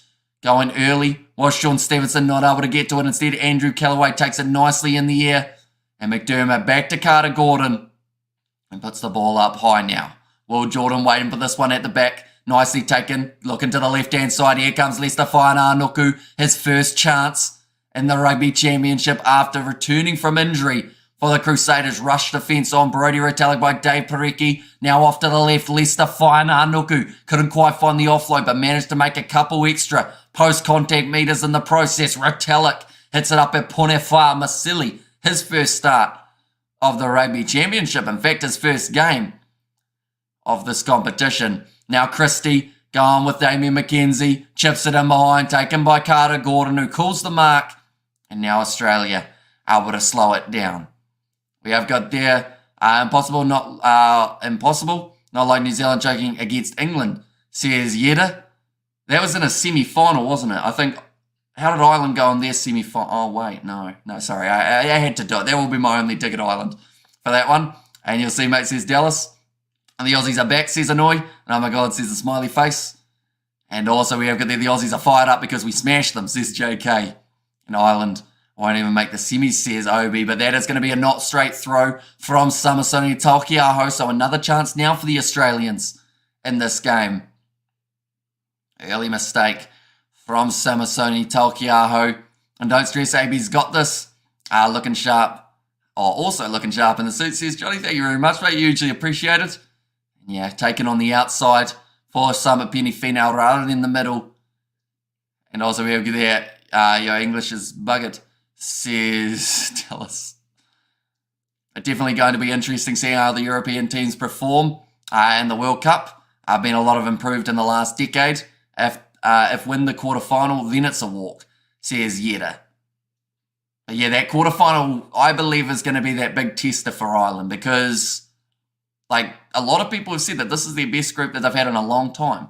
So they need to make sure they're making the most of it. Another penalty goes the way of the Australians. That's for a knee going down for Tamaiti Williams. He looks at the ref and goes, I don't know about that. But Pone Masili gets the better of that one. Just for now, we got all the newbies in the startup, says JK. I love that you pronounced the Islanders' names well, bro, says Trey. Thank you very much. And also we have got there, if Kane plays bad, does he miss the World Cup, says Annoy? I don't think so. I think they will still have Sam Kane in there. Sean Stevenson keeping that ball in the field of play after the Wallabies haven't been able to find the touchline. Callaway now passing off to the right-hand side to Mark Ngawanganitawasi. Pushes through the tackles, finds the offload away to Callaway. It's a line break for the Australians. Again, some great stepping from the number 15, Retallick. Manages to make that tackle in the end, though. Now Ponefa Masili charges at the line. Matthias has asked where your boyfriend today. He's at your house. Now, off to the right-hand side, Mark Ngawanganitawasi again. Fraser McWright hits the ball up, runs straight at Artie Savia. Wow, says Annoy. Yeah, they started this match incredibly well, the Australians. Valentini runs straight at Sam Kane. Now McDermott going off to the left-hand side. Samu Karevi flat ball to Angus Bell. Now to the left, McDermott to Karevi, out to Tom Hooper, close to the touchline, just stays in the field of play, he's over the line, and it's another try for the Australians. That was an impressive show of strength from the young blindside flanker. Sean Stevenson thought that he had him stopped, and in the end, Tom Hooper just drove those legs and managed to get over the try line. 12-0 now for the Australians over New Zealand, as long as they don't make any silly mistakes, says Yeda. And come on, boys, says Nov Mum. At least Whānā should have made his decision after the All Black team was called. He could have been in, says Matthias. And also we have got there go, the Aussie, says Annoy, but great drive of the legs from Tom Cooper. Bumping off Damian McKenzie. Sean Stevenson trying to stop him, and the momentum carries him over the try line. And says Robert. And what? There's a smiley face there. Yeah, this is a dream start to the game for the Australians. And to be honest, not too many people were anticipating it, but the moment they are looking extremely strong early on, only 8 minutes in, scoring twice. The kick from very wide for Carter Gordon goes straight down the middle, and that is going to now make the score 14-0 for Australia. WTF, says Dallas. Brilliant start to the match for Tom Hooper, Sean Stevenson. That is twice that on his wing, the Wallabies have been able to score a try. Now, it's very unfortunate for him, seeing as it is his debut, and they've decided to target that wing. They have found success twice in a row. Taken by Leicester Whānā though, off kickoff, and the All Blacks now in possession, 22 metres out from the Wallabies goal line.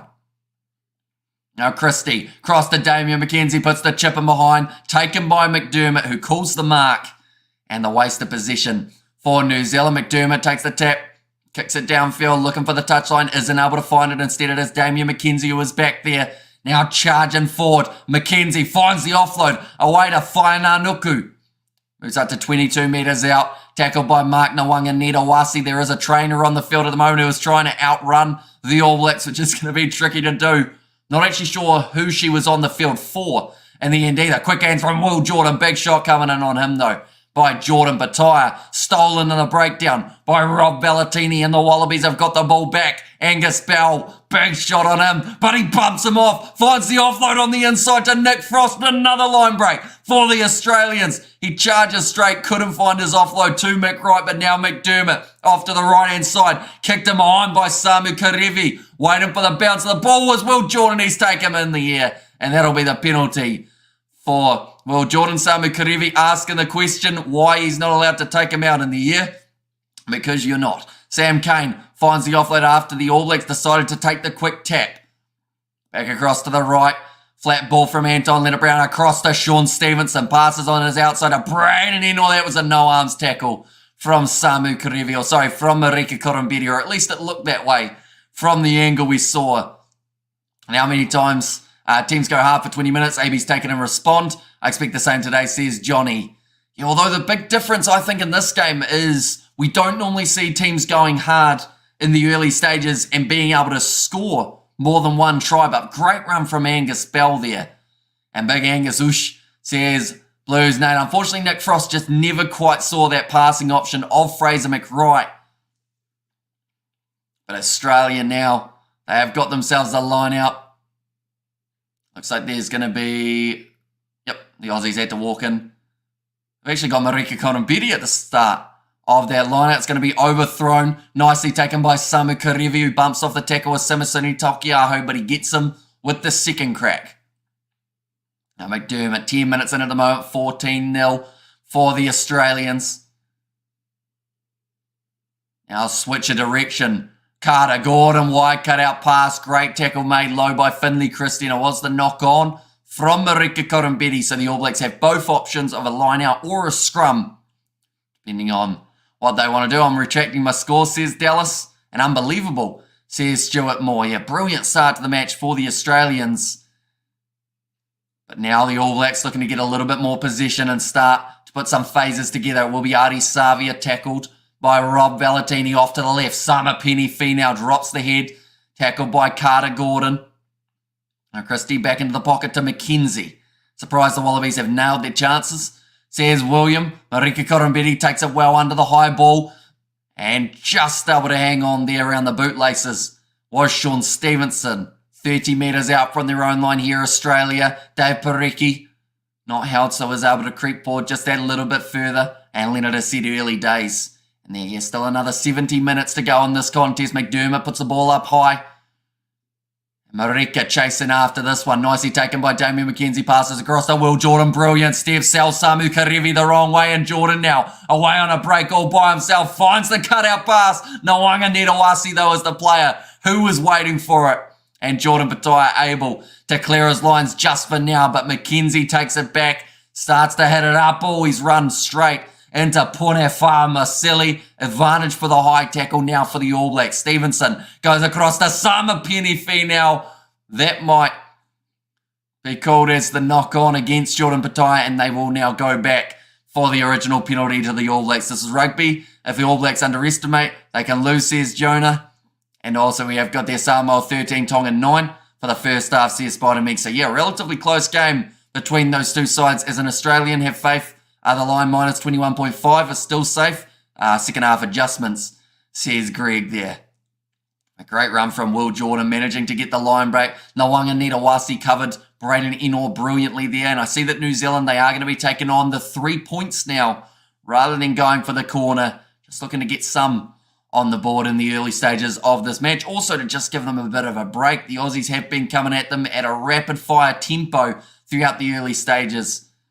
Looks like Dave Parecki might have a knee injury here, which is not what you want to see for the Australians. They've already lost 2 front rowers in that last game with Alan Alatoa and Taniela Tupo. Oh no, it's actually a head injury assessment for Dave Parecki, so he will be going off, and Jordan Ulesi will be making his way on.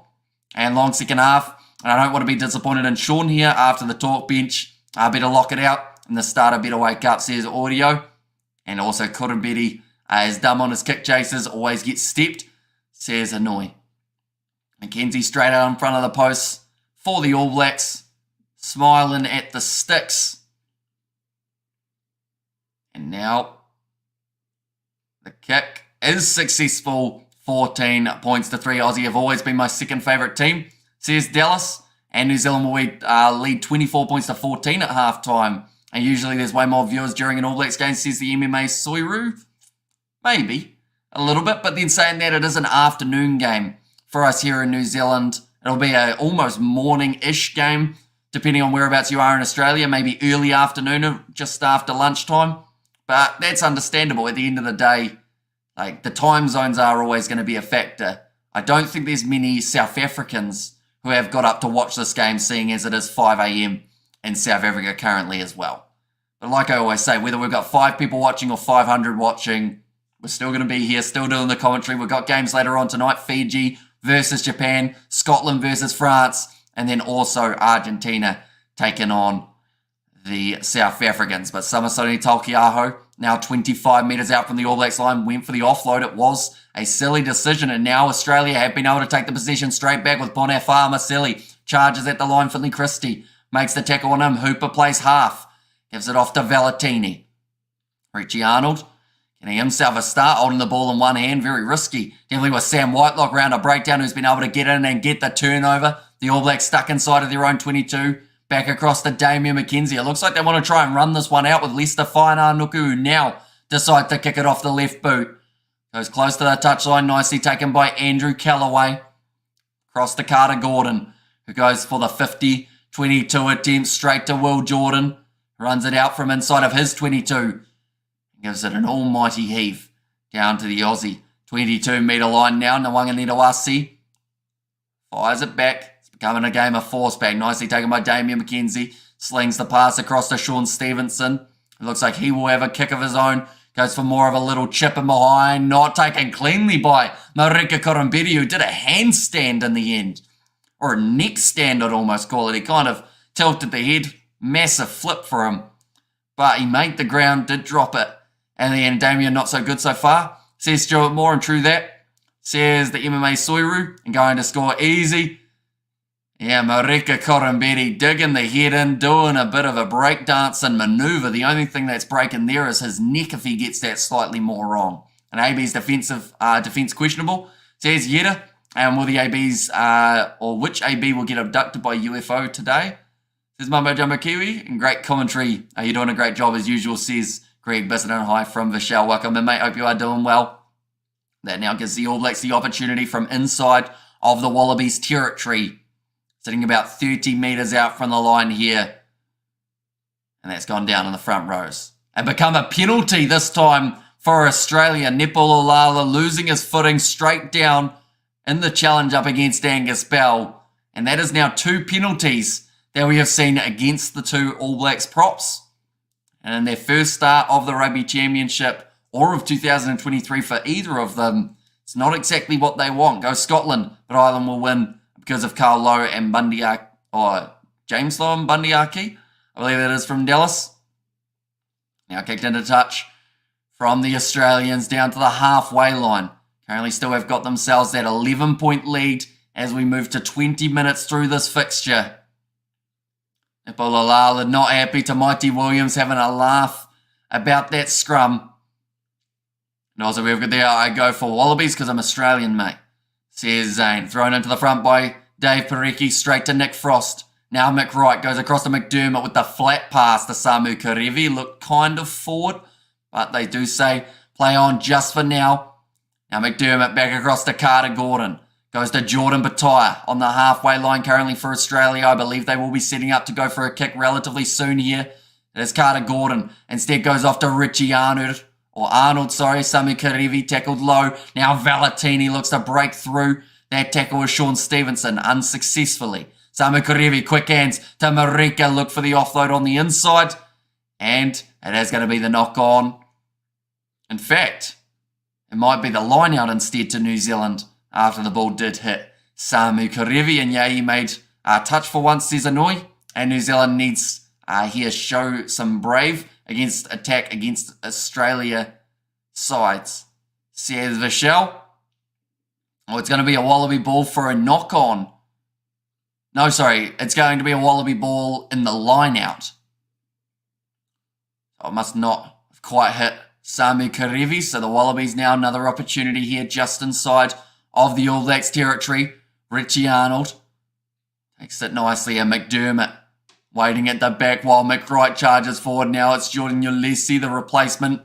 Unfortunately, due to that HIA that we do see from Dave Parecki. Now Samu Karevi playing inside centre. in this matchup. And McDermott. Back across again. Now, Marika Kurambedi. Slowly just making their way forward here, Australia. Not rushing it either, just phase after phase. Try makes 1 metre. Every run says it was Hanoi. Got a run forward though from Ponefa Masili. Up to 8 phases. Karevi. Short ball to Carter Gordon, who was looping around behind, finds the offload away to Andrew Callaway, who breaks through one tackle. Jordan manages to take him down fullback versus fullback there. 10 metres out from the line for the Wallabies. Big physicality shown from McDermott. In fact, it was McWright. Now nice step from Magnawanga Netawasi. Got the offload away. It's going to be knocked on from Braden Enor in the challenge, or in the tackle, I should say. But it seems like the All Blacks are going to end up with possession here. Now Enor goes back to Damian McKenzie. Puts the kick high and it goes into touch. Only about 20 metres out. And also we have got there, how are the Wallabies forwards going so far? They've been good. Ponefa Masili has looked very impressive. McDermott as well. And then we've seen some nice work from Rob Valentini and Tom Hooper along the way. And they've also won 2 penalties at scrum time for the Australians. But it was an offload attempted by McDermott. Just listening there. Oh no, another injury. That's not Pone, is it? Oh, it is Ponefa Masili, unfortunately, now has an injury. May you never need a lapel pin. Kiwi lads a silver fern, says Tom. And also we have got there, Ireland need to get past the quarterfinals first. Stay humble now, says Chuck T. And he made the big charge forward. I'm not sure what it is. Oh, yeah, no, that'll do it. Unfortunately, just crunching his neck as he rolled forward in the breakdown. I think Carl Dixon's having a bit of a chat to his TMO. Yeah, it was just a knock on. So I believe it's going to be a 5 metre line out. Or sorry, 5 metre scrum for Australia now, is it? If it was just a knock on. Maybe. They're playing a little bit of Cindy Lauper at the ground currently. Zane Ungor now looks like he is going to be making his way out onto the field. Tell you what, tight head prop for the Australians is a position you do not want. Because at the moment we have seen 3 injuries in that position. But Zane Ungor waiting patiently on the touchline just in case he's needed. Maybe got hit in the face. Now I think it was as he was tackled, they then, like when he was trying to roll to face his side, Anton Leonard-Brown was also trying to contest and kind of put that extra bit of pressure on Masili's neck. Points by quarter in 2023. The Australians are yet to get any points between the 21st and 40-minute mark of a rugby match. They finish the match normally quite well with 21 points from their 2023 as well. We have got that little bit of a stoppage. Looks like Ponefa Masili now has made his way back to his feet. He looks like he wants to continue this match. Maybe. He might be alright. They are just showing the highlights of the 2 tries, the first of which being scored by Marika Kurambeti, the second being scored by Tom Hooper, both targeting that winger Sean Stevenson. Both times they have been able to find some success. Quick hands from the Australians. Their backline's been impressive here, not allowing the ABs to get set. How are the ABs forwards going so far? They've been quite quiet, to be honest. We haven't seen the scrum really fire. We've seen 2 scrum penalties go in the way of the Australians and also a not straight line out from Samapini Finau. Big run forward for Samu Karevi. Now McDermott, only about 22. In fact, now 10 metres out from the line here for the Australians. Good step forward from Nick Frost. Now looking for that turnover in the breakdown. Whitelock loses his footing.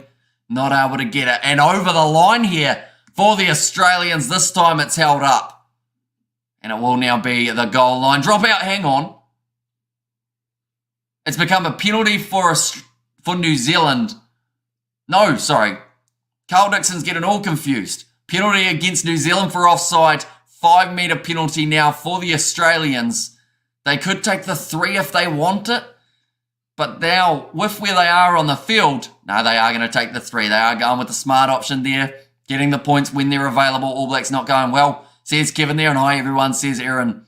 And the chat as well. But hope everyone is doing well. Anyone who is new to the channel, be sure to leave a like and subscribe. It is hugely appreciated, everyone being here for this match. An electric start from the Wallabies, says Rugby. It's exactly right.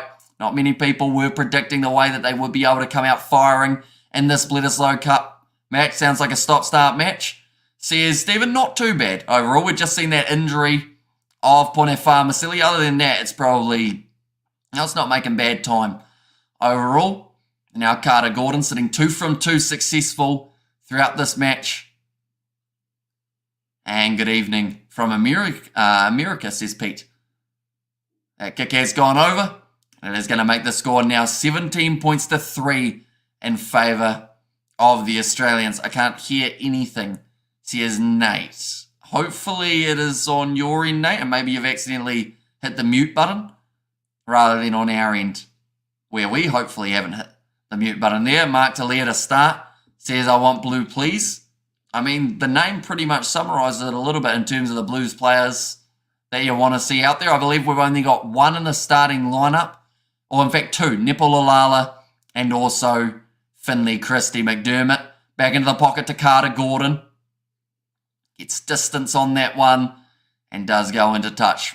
35 metres or so out from the Wallabies line. But Australia, if the start is anything to go by, if they can keep up this intensity, keep up this position, could be quite a tough game for the All Blacks in this one. Just yet to find their chemistry. And you good, boss, just being sarcasm. Says Blues Nate. Oh, looks like an injury here for Brodie Retallick. Some sort of leg injury. Now, he didn't look 100% in the last game that he played, unfortunately, for the All Blacks. That was in the first game of the Bledisloe Cup series. And, yeah, at the moment, it looks like he has got some sort of knee issue. Just going to be trying to stretch it out, see if it's all right. I hope you didn't wash the luck off that suit, says Robert. And also, we have got there, come on, Sam Whitelock, shaking bro, says Dallas. 145 tests for Sam Whitelock. He's actually started this match not too badly for the ABs. Looks like Tupavai now going to be warming up.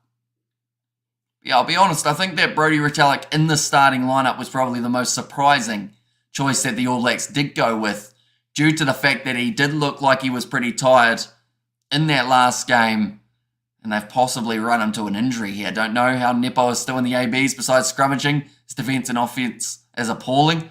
Says, I want blue, please. So far, we've seen the All Blacks have to make 66 tackles throughout this game, missing 8. The Wallabies only making the 26 tackles and missing 2. So the tackle completion, 93 for the Wallabies. We're seeing 4 penalties from the All Blacks, 3 handling errors early.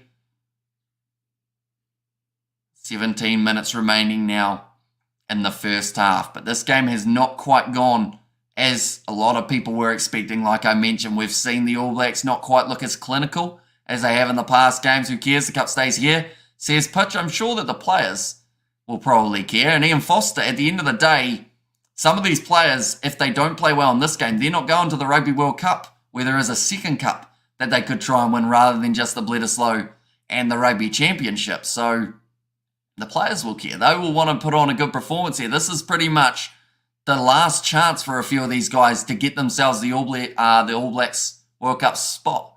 Looks like Retallick is going to be continuing this match, though. What's your opinion on the reason for playing a B team?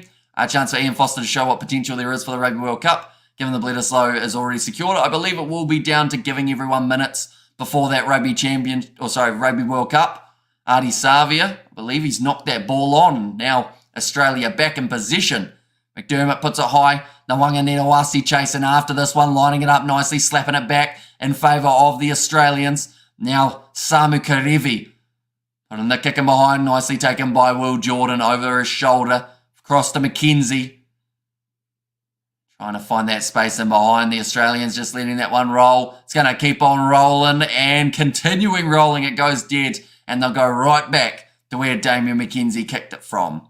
And while what's going on, says Kurt, seeing a brilliant performance here from the Australians throughout the first 24 minutes and a lackluster one from the All Blacks side. Thanks for the live commentary from Kutavu in Fiji, says Malachi. No worries at all. Anyone who is wondering about the Samoa versus Tonga game that has also taken place at the same time, at the moment in that game, it was halftime, sitting 13 points to 9, and it is still sitting that same way.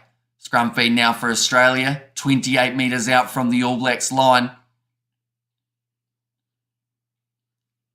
Ultimately, Iena just asking one of the assistant coaches what the All Blacks have to do to try and get back into this game. And totally forgot about all the rugby today. Looks like my day's sorted, says Anthony Walsh. Yeah, we've got Japan versus Fiji as the next game that has taken place for international rugby. And then all of these games throughout the night, New Zealand time. We are covering Scotland, France, and we are covering Argentina versus South Africa. But McDermott now going off to the side for the Wallabies. Dave Parecki, in fact, it was Jordan Ulesi, I believe. In fact, that's not Jordan Ulesi. I think they've had to make maybe a late change at number 16 for this matchup. Now Angus Bell hits it up at the line. Tamaiti Williams puts in the big shot on him. And the All Blacks are playing like they made 13 changes to their team this week, says Johnny. Big run forward from Fraser McWright. Huge shot coming in. Retallick wins the turnover in the breakdown for the ABs. A massive penalty to win for New Zealand. They needed to try and build confidence. By looks of bookies, odds France aren't running out the kill squad, says Anthony. Yeah, they actually come in as underdogs in that game up against Scotland. About $1.60, I think, for Scotland, $2.30. Brodie Retallick's possibly just done his knee here, so he will now be making his way off the field for the All Blacks. Hopefully nothing too serious for big Brodie Retallick. But now Tupavai makes his way onto the field. That is actually the combination that quite a few people expected to see. Retallick done after 25 minutes. Tupavai now getting a little bit more game time out there. It's a chief for a chief. The All Blacks kick their one downfield, but they don't find touch. Nwanga Nidawasi now charging forward. Samapeni Finau makes the tackle on him, diving in, but gives away the penalty for leaving his feet. And now the penalty goes the way of Australia again. They may actually look to go for this 3 points. 26 minutes gone. Samapeni Finau on debut for today. Needs a big performance. Carter Gordon looking for the corner here for the Australians. They're being aggressive. I feel like that's exactly what they need to do. Just keep that pressure on while New Zealand are giving away penalties. They've given away 5 throughout the first 30 minutes of this game. Unfortunately for Samapeni Finau, some people may look at that and say the ball was out the back of the breakdown, so he should be able to dive on it. But the rule is if the ball pops out the back, you do have to claim it when you're on your feet. Yeah, it's Matt Faisler actually at number 16 for this game rather than Jordan Ulesi. The line-out throw is successful for Australia, and they now look to use their rolling maul about 15 metres out from New Zealand's line. They do have to get out of the way of that one. Hands on the ball from Sam Cane. In the breakdown, still holding it in. Now, McDermott goes off to Nwanga Nidawasi, Punefa Masili on his side. We'll have to shift this one to the left-hand side now for the Australians due to running out of space on the right. Flat run from Angus Bell. The Wallabies looking to try and get themselves the 3rd try of the match. And Jordan Ulesi is injured. So here's the big V8 show, which is why they've got Matt Faisler the advantage again in favour of the Aussies. Big run forward from Rob Valentini, and they'll go back for the initial penalty, which if they want to go for the corner, they get a lot closer. 6 penalties now, though, against New Zealand. Tamaiti Williams, the 2nd penalty against him throughout this match. A lot of these guys who wanted to get that big chance, the big opportunity, are not making the most of it as of yet for the All Blacks. But for the Wallabies, the unchanged lineup, or roughly unchanged, only a few changes, 3 in total, seems to be making the difference for them. They've built up a little bit of momentum from last week of playing together as a side. Yes, the result didn't go their way, but they've already more than doubled the points that they were able to get in that first one. Matt Faisler throws the ball into Richie Arnold, now 5 metres out again for Australia, and that rolling ball this time is starting to creep towards the try line. Matt Faisler just waiting patiently at the back. Now that one is almost gone down. McDermott to the short side, pierces through, turned to his back, and Savia just stops him from being able to get the ball down. Brilliant defence from Savia. Whitelock slowed McDermott down, and the AB's number 8 is able to cut him off. Our boys need to start defending says Novmum. I think the biggest problem for them is they've already had to make about 80 tackles, but Whitelock manages to turn him to the back, and Savia just jumps on the ball, stops McDermott from putting it down. That would have been the third try of the match for the Wallabies. Now Valentini starting to wind up towards the AB's line. 32 metres out. McDermott across to Tom Hooper, who's had a much better game at number 6 here than he did last week at number 7. McDermott again goes across to Carter Gordon. Sami Karevi kicked him behind by Jordan Bataya. Andrew Callaway chasing, but it just drifts into touch. Now 30 minutes gone, 10 minutes remaining in this first 40 minutes. But Whitelock, he got very lucky with the way that McDermott did fall when he was going over line. But Savia, brilliant work. That was not luck from him. It was skill to stop McDermott from rolling over. Now Samasoni Taukei'aho looking at the line out option to go to the front to Tupavai. Now Finley Christie cross to Artie Savia, who's asked to make a few extra metres for the All Blacks, and he moves up to about 15 metres out from the line. Now McKenzie looking for the touchline. Has been under immense pressure throughout the early stages of this game. They've been really looking to put his kicks under pressure. And I reckon AB's testing the Wallabies come second half. Run out of petrol, says Blues Nate. And there as well about the 13th Bledisloe Cup match. I believe that's actually the same number as Nepal-Ulala. They did show a little bit earlier on. The last time Australia were able to beat New Zealand in New Zealand was 2001.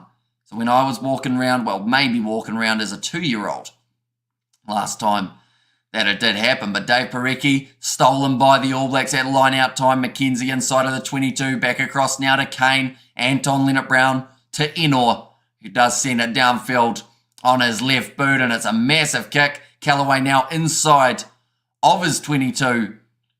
Does have to go for the clearing kick. It's a decent one downfield. Will Jordan decides to take it quickly, gives it off to Damian McKenzie, who now looks to shift it back to the side that Will Jordan was on. Taking that quick throw, dumb tackle on him by McDermott, or in fact it was Mick Wright. Will Jordan asking for the penalty. Doesn't end up receiving it. McKenzie back to Tupavai, knock on from Sean Stevenson. And now the line out, now the scrum for the All Blacks. If the All Blacks play like this in the World Cup, they will get nowhere. Where I need my glasses, says Bevan. And back when petrol was like $1 a litre, says Novmum. And also we have got a donation from Sweet As. He said it's a nothing test. We've won everything, Roger. Says Sweet As. Although, to be honest, this game was a pretty important one for a lot of these AB's players. This is for a spot in the Rugby World Cup squad. And at the moment, you know, you're looking at someone like a Sean Stevenson, Samapeni Finau, those type of guys, because they haven't been able to really step up in this game. Like, this will be the match, I think, that will determine whether or not they go through to that World Cup squad. So it may mean not so much in terms of the result of the Bledisloe and the fact that the Rugby Championship is over, but this is for a spot to France for a lot of these guys. Will Jordan now charging forward, tackled by Nwanga Nedawase, who got on the ball but did have the hands down first.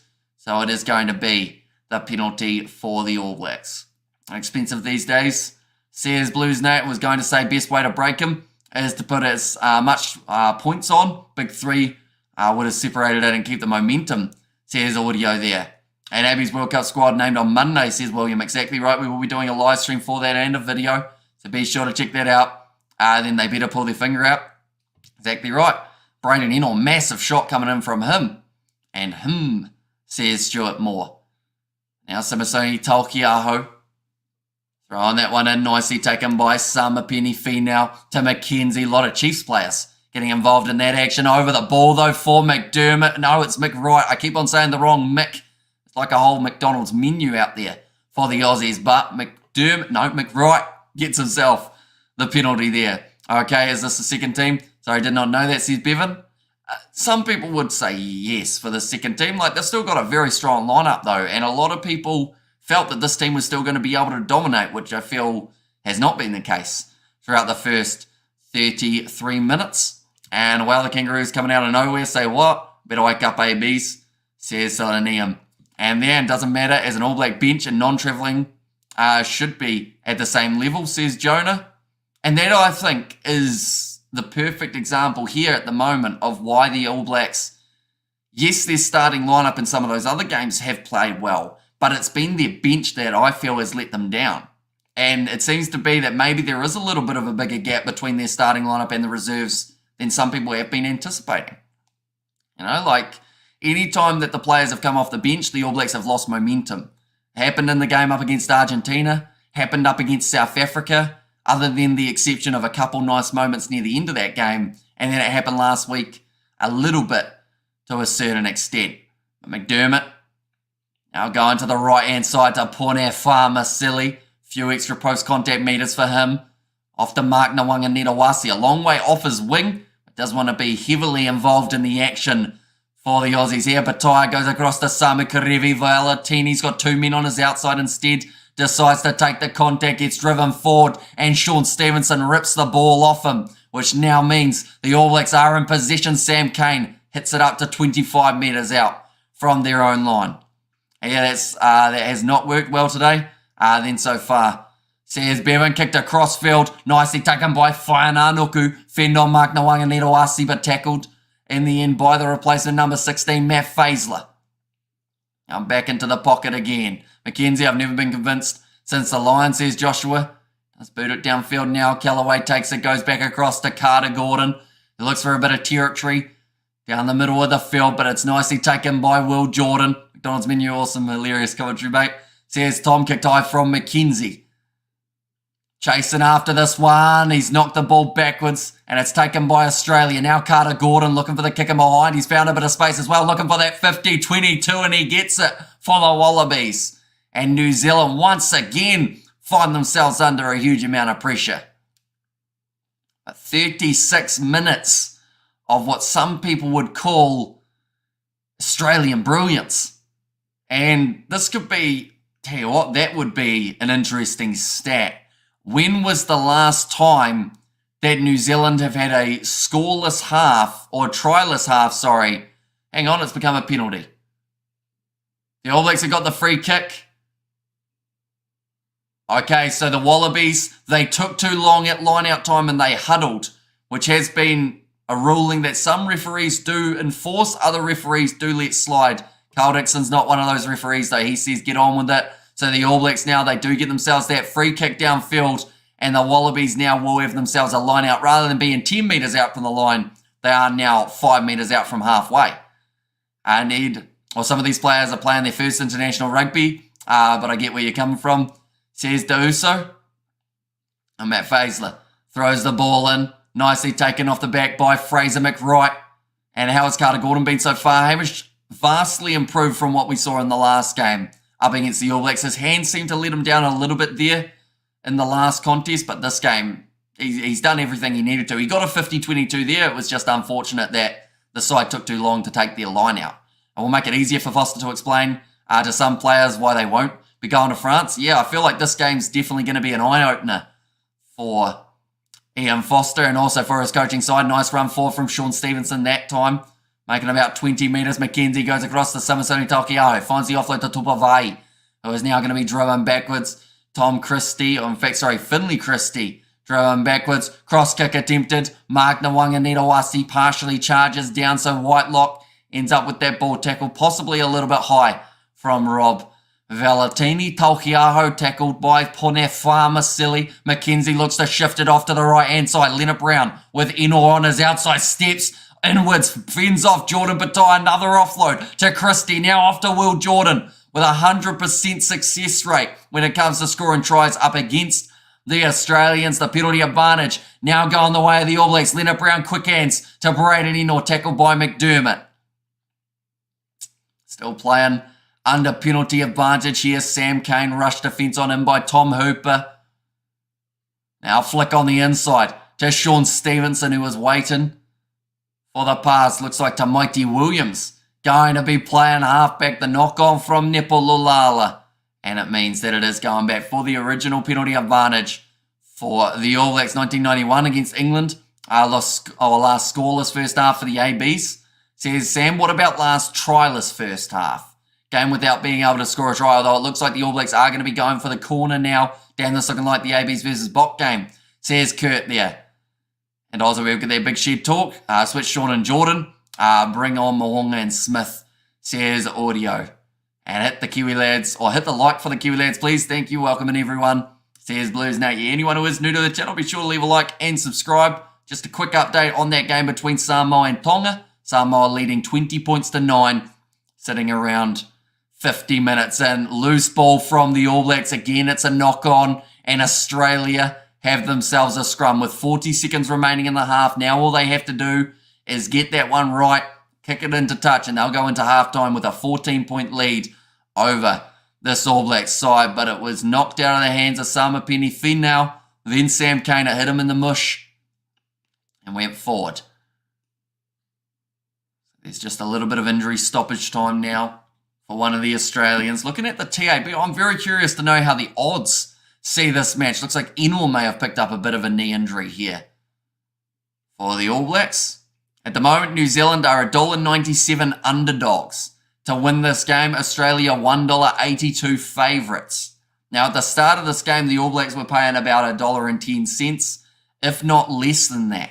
So that just shows how well Australia have started this game and how much momentum they've been able to create throughout that first 40 minutes. All they're going to need is just a successful scrum here, and then it will be half-time. And this match, let's go Manu Samoa. Tim Nanai Williams will score the first try for the ABs. Says Blues. No, it looks like Dallas McLeod. He is ready to make his way out onto the field now. The Cantabrian getting his opportunity in front of a southern crowd. Not quite Orange Theory Stadium, but Forsyth Barr is going to be in there. So who is playing below average in the All Blacks, says Stephen? Quite a few players. At the moment, we'll probably break it down a little bit more at halftime, seeing as there's only 10 seconds left of the first half, but there have been quite a few players who haven't quite been able to step up. To be honest, the sad thing is Braden Enor was one of the players who I felt was playing pretty well throughout that first half, but he has now gone off for injury. Gambling is a sin, says Dallas, but looking at the gambling odds is not. So we are allowed to do so. Now Carter Gordon kicks it into touch, and that'll be the end of the half. 17 points to 3. It's going to be Australia with quite a successful lead of 14 points. Mackenzie making so many mistakes, says Poots. He is, but under a lot of pressure at the moment. And number 10 and All Blacks still win. Relax, says Greg. Yeah, the first half of the Bledisloe Cup for the second test match, not quite going the same way as the first one did. Wrong bet, mate, says Dallas. But at the moment, for the All Blacks, if we had to pick out their key players of who has played well throughout the half, I think Will Jordan, he's been relatively strong at the back. Braden Enor at 13, I thought was doing relatively well for himself. And at times, I think Finley Christie hasn't been too bad either. Kiwis don't care, but we can bring it back, says David. And what's wrong with the All Blacks today, Hamish? Bro, last game, they won 38 points to 7. And the championship game, says Vishal. I mean, it's a whole new look side, of course, but that, in the way, isn't really the excuse for the All Blacks that they'll be able to go to, due to the fact that a lot of people felt, even with all these changes, it was going to still be a similar result. And when was the last time the Australians won in New Zealand? It was 2001. So when I was 2 years old was the last time we saw Australia get themselves a victory on New Zealand soil. I now have a patchy beard, but it's almost a beard anyway. So that's changed a bit since I was 2. I've grown a bit too, I'd say, since then. And Wallabies doing their homework and target the new guys, says Boots. And D-Mac gone, says Slippery Gecko. Yeah, I wouldn't be surprised if Richie Mo'unga does end up in the starting lineup. Or sorry, not for the starting lineup, but end up in that lineup for the second half early on. Time to bring on the subs, says Leonard Taylor in there as well. But looking through at the benches, we have already seen the change made of Tupavai. That is due to the injury of Brody Retallick. And we've also seen Dallas McLeod make his way out onto the field. That is due to the injury of Braden Enor. But I wouldn't be surprised if Richie Mo'unga makes his way out onto the field in the early stages of the second half. Offa Toinga Fussy and Fletcher Null, they may consider themselves not too far off. I think Null will be the first change that they make, though, mainly because Nepo Lolala, he's given away scrum penalties, he's dropped the ball, can't really stay in that starting lineup for too long. Dane Coles, I believe that he will also be a player that they bring on relatively early in the second half, because Samasoni Taukei'aho, the non-straight line-out, is really costing the All Blacks at the moment. And I don't think he's done enough running the ball to warrant still being out there for a long period of time. But Jacobson in the loose forward trio, he will probably make his way on for Samapeni Finau at some point. But for the Australians, they have got Zane Ngor. He was almost going to be coming onto the field, but doesn't just because of that injury. Jordan Ulesi was not playing in this game. Instead, Matt Faisler has made his way onto the field for Dave Parecki, who is yet to pass that HIA. So I would assume that he is not, sadly. Nick White, Quade Cooper, and Isaiah Perezi, three very handy options in that back line that the Aussies will be able to go to later on. And we have got there Damien Gone, says Stuart. And also we have got there, this is the All Blacks B team. Guys, don't forget, says I. But this is the same B team, per se, that everyone said would win by about the 30-point mark for this contest. So I feel like even though they went with a lot of players that people were like, oh, okay, they might not be starters for that World Cup, I've still heard a lot of talk about the All Blacks doing exactly what they did last week up against the Australians this week, and it has been far from what they've been able to do. Where's D-Mac? Is he off? He is still out there on the field. He's playing fly half for this game, but they may look to bring on Richie Mo'unga in the near future. Well, that's a long time. Says Bevan, and how many foreign-born players does the ABs have? Says Space Monkey. Not sure, about the same as Australia. I think the Rugby Championship in Bledisloe, plus the freedom back in the ABs cabinet until next year. Says Blues Nate, and the ABs need to be tested and learn from this. It's not the finals. Says Archer. Rugby Itch needs 3 more subscribers to reach 1K people, says Blues Nate, so he is getting extremely close. I believe we are going to be doing a video later on tonight or tomorrow. I think we're actually going to be filming that podcast. Be sure, go and check him out. Good coaching, targeted Sean Stevenson first, then took the scrum out, then target McKenzie, says Poots. And both those scrums were BS calls, says Slippery Gecko. Why did the Obleys go with the second-rate team? They want to lose this today, says Bevan. Well, some of those players have not had much of an opportunity throughout the Rugby Championship, and the World Cup squad is announced on Monday. So the likes of a Sean Stevenson, Dallas McLeod, Samapeni Finau, it's very hard to select them in a World Cup squad when you haven't seen them play at all throughout the Rugby Championship. So that is why we've got so many changes here. They're trying out a couple new combinations, and also they want to see whether or not these players can get themselves that spot heading to France. Not sure it's something you'll comment on, but how's the ref been? I think he's been all right.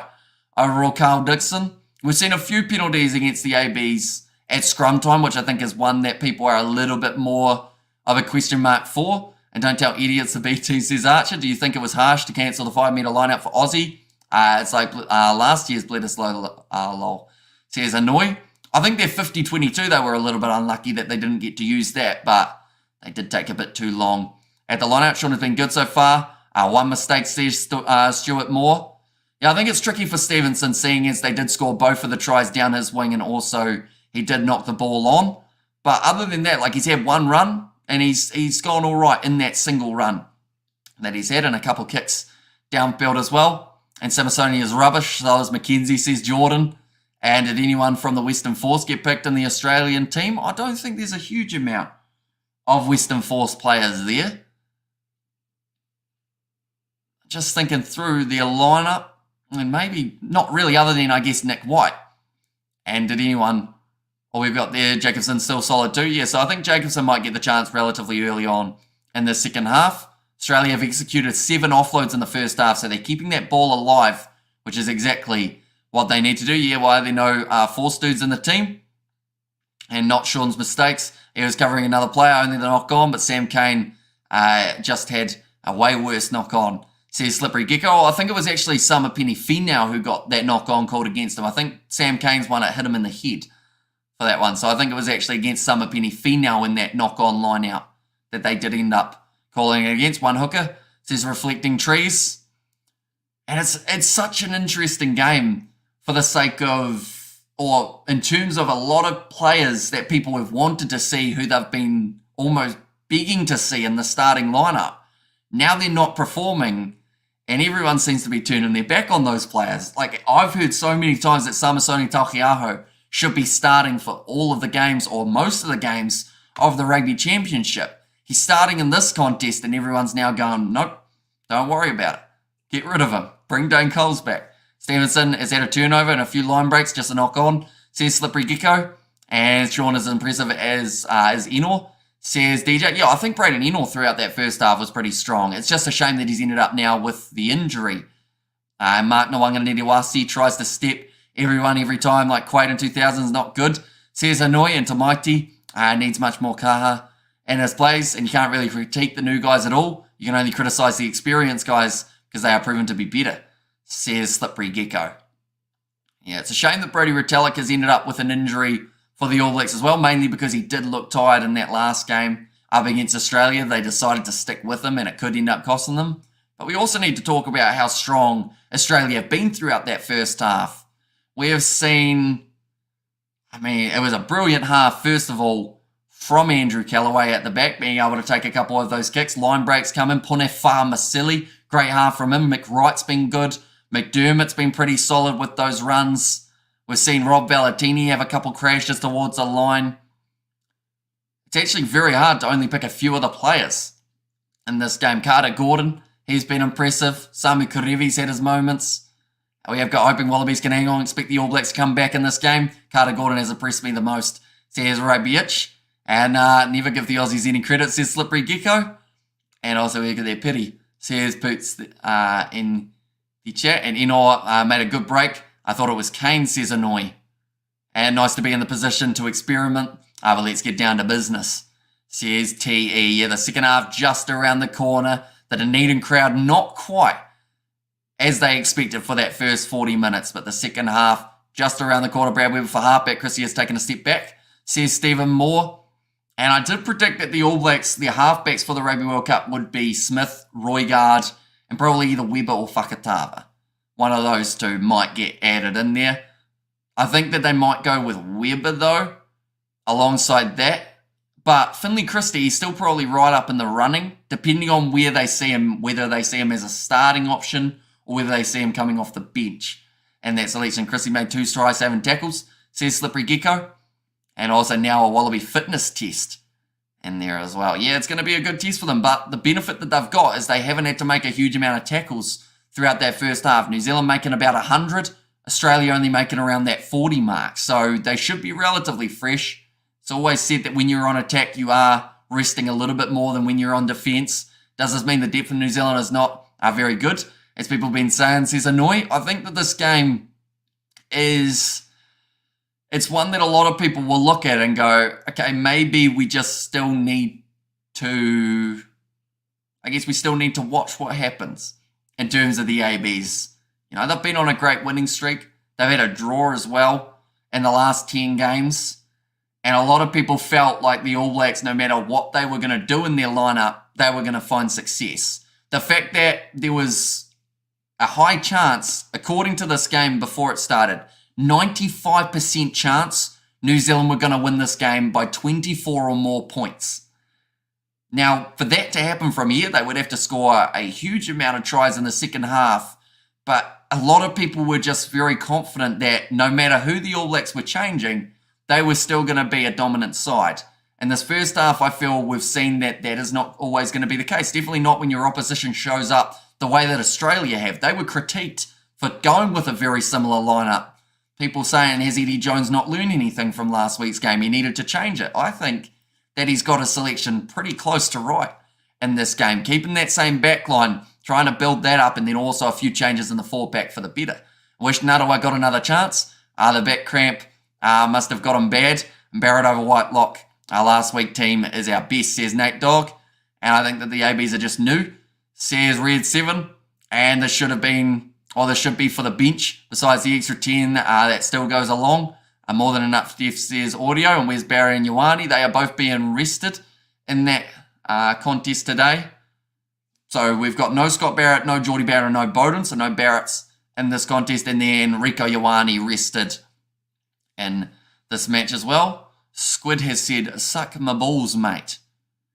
Not sure if that's to me or whether that's to someone else, but I will politely decline the offer, Squid, if it is to myself. 14 points difference at the moment between these two teams. Australia, 2 tries scored in that first half. Marika Korombedi getting the first, and then the second being scored just a little bit after by, in the end, I've completely forgotten who scored the second try. But I said it just before. Tom Hooper, managed to run down the wing on that same side. I didn't believe they would be dominant, leaving out all Barretts not starting Mo'unga, says Poots.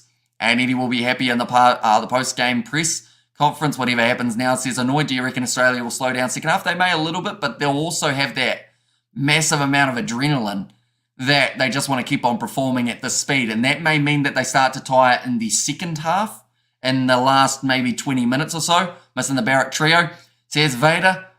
And serious concerns on Guzler and Inor, says DK. And yeah, I felt it was always a risk playing Brodie Retallick in this game, seeing as he wasn't 100% in the last contest, it didn't seem. And now they may have done more further damage to him.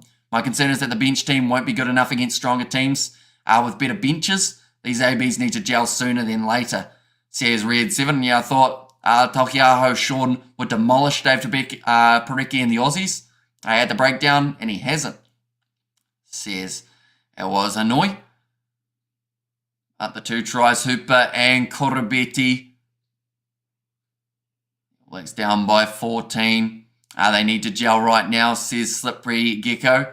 And AB's depth, says Foldy. It is seeming like maybe it's not as deep as some people anticipated, but the chemistry hasn't quite been there, I would say. How many minutes are left until the second half starts? I'd say probably about 2 or 3 minutes before the second half gets back underway. And hopefully no more injuries for both teams. Rugby World Cup too close, can't risk players, especially key ones, says DK. Just talking to Neil Hatley, Australia assistant coach. Seen 2 line breaks from the Aussie compared to the 1 of New Zealand. And visits to the opposition 22. 9 times Australia have found themselves inside of the opposition 22. New Zealand only about the 2.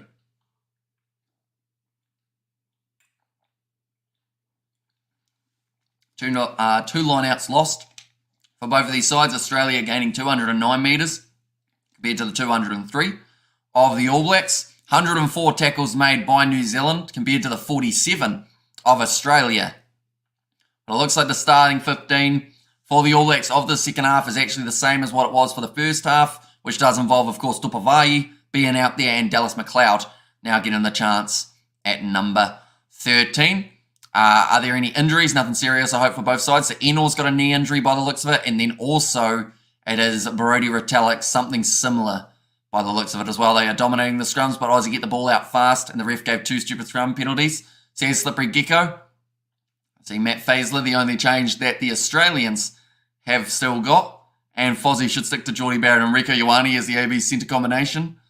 And I believe that will be what he does going forward. But this was more of the case of resting those 2 as they head towards that Rugby World Cup and giving the other players a bit of an opportunity. Although I don't think the centre combination in this game with Leonard Brown and Enor was actually that bad overall. I think it's just been, unfortunately, there's a few other errors that are coming in for the Kiwis. Looks like Pone Fa'amausili may have broken his nose or at least got hit in the forehead with something hard.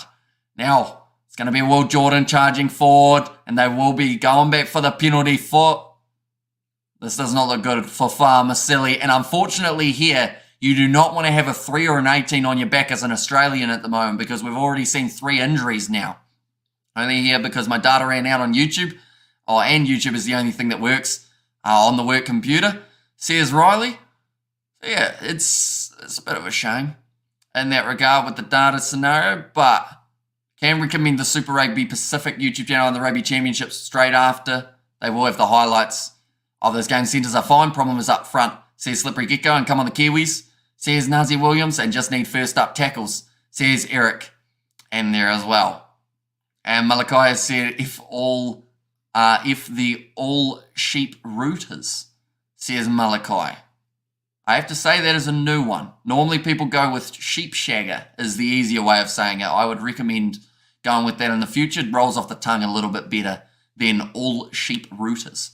And Living Larger from Auckland. Shout-out David, says Nazi Williams. And who's the fastest player in the ABs? Out there on the field or in general? I know that Rieko Ioane's right up there for pace. Will Jordan also quite a speedster when he gets going. Is this going to be now Fa'amausili making his way off the field? Or is he going to be continuing for this one? ABs need to back that jersey. And ABs need to lift. Change gears again. Need Richie Mo'unga and Nuggie on, says DK. And I believe that those changes may come a little bit sooner rather than later. They won't want to change them too late in the contest or else it may end up costing them a little bit. Farmasili back to his feet. I'd say he can only go down maybe one more time before he ends up making his way off the field. Valentini at the moment, he's trying to hype him up. Who's the fastest AB in general, like of all time? Samoan, that would be quite a tricky one, I'd say. We've had some pretty quick players over the years, though, in that All Blacks kit. Why is Pone so soft? I mean, he's taken a couple big hits in the early stages. Now Taukei'aho throwing the ball in to Samapeni Finau. Now starting to march their way forward. Breaking off the back here, Taukei'aho moves to 40 metres out from the Australian line. A few guys are playing themselves out of the Rugby World Cup squad. Yep, and it's going to be a big tester for them in the later stages to make that impact just before the World Cup squad selection at 5 p.m. on Monday. Now Christie going across to Damian McKenzie again. Great low tackle made on Anton Leonard-Brown by Carter Gordon. Taukei'aho. Low tackle on him by Angus Bell. It's going to be the All Blacks penalty advantage. McKenzie back to Vai. Dallas McLeod knocks the ball on, but they'll go back for the original penalty. Pretty sure that is a fact. Says defunct for Doug Howlett. And I'm here because Hamish is the best commentator except when he is distracted by George. Says Stephen. You always find a negative spin on things, don't you, Stephen? I've seen all your comments on the videos. I saw you ask what the point was of our prediction series. If we don't tell you who's got whose points. Eddie Jones has played the psychological warfare before the World Cup, says Chris Brown. And I like Rocafoko was fast and skilled, says Boots. Dallas McLeod, big shot coming on him by Samu Karivi. Now Taukei'aho. If this line-out's not straight, I can see Dane Coles making his way on the field very soon, but that one is going to be straight enough from Taukei'aho this time, taken by Samapeni Finau. And Terry Wright the fastest, says Spider Mech. Looks like it's gone down there, Australia. Have defended it well, though. Doesn't become the penalty advantage. Now Dallas McLeod charging at the line, getting the legs pumping for Samoa. The fastest was Brian Lima, dude was super fast. Good run from Leicester. Fainanuku, a metre out from the line now for the All Blacks. Christie, short ball there. Who is going to be the player who manages to get themselves over the try line? Cut out pass. Sean Stevenson in the corner on debut. Scores the try. Christoph Ridley made just want to very quickly check his foot to see if it was in the field of play. But Stevenson, first try of the match for the All Blacks in the 3rd minute of the second half. Try to the All Blacks at least, says heliocentric. It's the AB's fault. Behind too many penalties and knock-on, says Kevin. But nice run from Fainanuku, breaking through the tackle with Bell. And then the cutout pass. Flat ball, McKenzie, then over the top to Sean Stevenson. Gets in the corner. Just showing the replay here. Yeah, he's all right. Foot was in the field of play. Kia ora, Hamish, says Vinny. Welcome in. Your redemption, Sean, says Poots. And Christian Cullen was a speed marching. Also, we have got there. Come on, boys. Let's chase, boys. Here's audio. Sean Stevenson scoring the try. The assist going to Damian McKenzie. His Chiefs teammate, kia ora. Come on, lift, says James Martin. It's exactly the start that the ABs would have been after in the second 40 minutes. Damian McKenzie, a tough kick from the touchline. Hey, my man Sean Stevenson, says Stuart Moore. 45 metres out. Nice on debut shooter. And 17-10, says heliocentric. In there as well, but the McKenzie kick is successful. Straight down the middle of the sticks. And Fainanuku cementing his place in the ABs, says Red 7. He's shown that when we see him out there on the field, he is extremely dangerous. And I still think that they should select him ahead of Caleb Clark. But it's very hard to tell with Ian Foster. Brian Abanda, the fastest Springbok, excluding the 7 Springbok guy. So I believe 7 Springbok guy you're talking about was that... was it Sinutla, I think, maybe, and Squidge Rugby Arreston, says Blues Nate, but I do see that the change has now been made. Opone Farmasili off the field for Zane Ngor. Now Finley Christie across the Tupavai, quick hands to Tamaiti Williams, but over the ball for Rob Valentini. not able to get the turnover. Nepololala back into the pocket to Damien McKenzie, who scored. It was Sean Stevenson who got himself the try. How many minutes left in the first half? Hamish, thanks, says Vinny. We are in the second half, and we have still got another 35 minutes remaining. Great run from Carter Gordon, taken down by Savia, who got over the ball, and Savia has won the penalty for the All Blacks. Try. Cheers, Hamish, loving the commentary, says Carl. And let's go, boys, says Rome. And who do you think, or what do you think about the Warriors, Hamish? They go all the way, says Spider-Mick. I mean, they're looking very good this season. And the Warriors, we haven't covered any of their games other than preseason, mainly because I feel like I'm going to jinx them. It's the fastest Aussie player ever active or inactive. That's a good question. They had some quick players throughout their time. I don't think it would be anyone in this current squad as the quickest, but someone may know. John Gallagher was very quick for his time, says Vader. And wow, second half already. Oh boy, go the Wallabies. There's Vinny there. Now the rolling ball for the All Blacks. They seem like they're starting to find that little bit of momentum that they needed throughout that first 40 minutes. I've been told to use it once.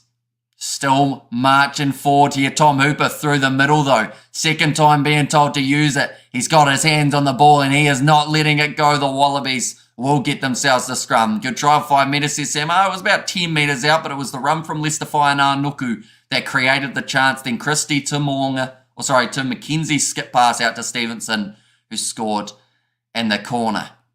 And where's George Mann, says Nazi Williams. I believe he is working today, if I'm not wrong. AB's testing or teasing Wallabies, cheeky fellas, says Blues Nate. And come on, the All Blacks, says Didier. And also David Campese, says Bevan. And then anyone expats in Brisbane, Auckland, Central hard out. The Kiwi lad, says James. Some deep breaths now being taken by the Australians. They've actually given away more penalties now throughout this game, up to the 8 compared to the 7 that we're seeing against the All Blacks. Looks like Angus Bell just getting a little bit of blood cleaned up off the side of his head. And is now going to be an All Blacks scrum. Cheers, says Sam, no worries. Anyone who is new to the channel, be sure to leave a like and subscribe. We will be covering 3 more games of rugby today. Fiji versus Japan. The next game after that, it will be Scotland taking on France. And then the game after that one, it is going to be an exciting one between South Africa and Argentina. Watch again from Oman. Go the ABs, says Stewart. Now looking to go off to the right-hand side. Kicked him behind from Mark Nawanganitawasi. Sits up for Will Jordan, who is just outside of his 22. Now Sean Stevenson looking to run forward. Finds the offload to Will Jordan, but it's a knock-on in the process. And the Australians now have the ball back on the halfway line. Jordan Pataya passes on the outside, wide cut out, skip past the Nawanganitawasi, tackled by Samapeni Finau. McDermott goes to Zainungor Karevi to Pataya. Great step from him, just lost a little bit of his footing, which did mean that his momentum was slowed down. Now again, back across to Fraser McWright. In fact, that time it was Tom Hooper with the carry forward, stolen in the breakdown from the All Blacks, and now Finley Christie across to Damien McKenzie, puts the boot to ball again, shooting him from Greece, says Sam there. And Aussie, says Samuela, and Sean having a blinder, says Stewart. Kicked him behind, nicely taken by Finley Christie.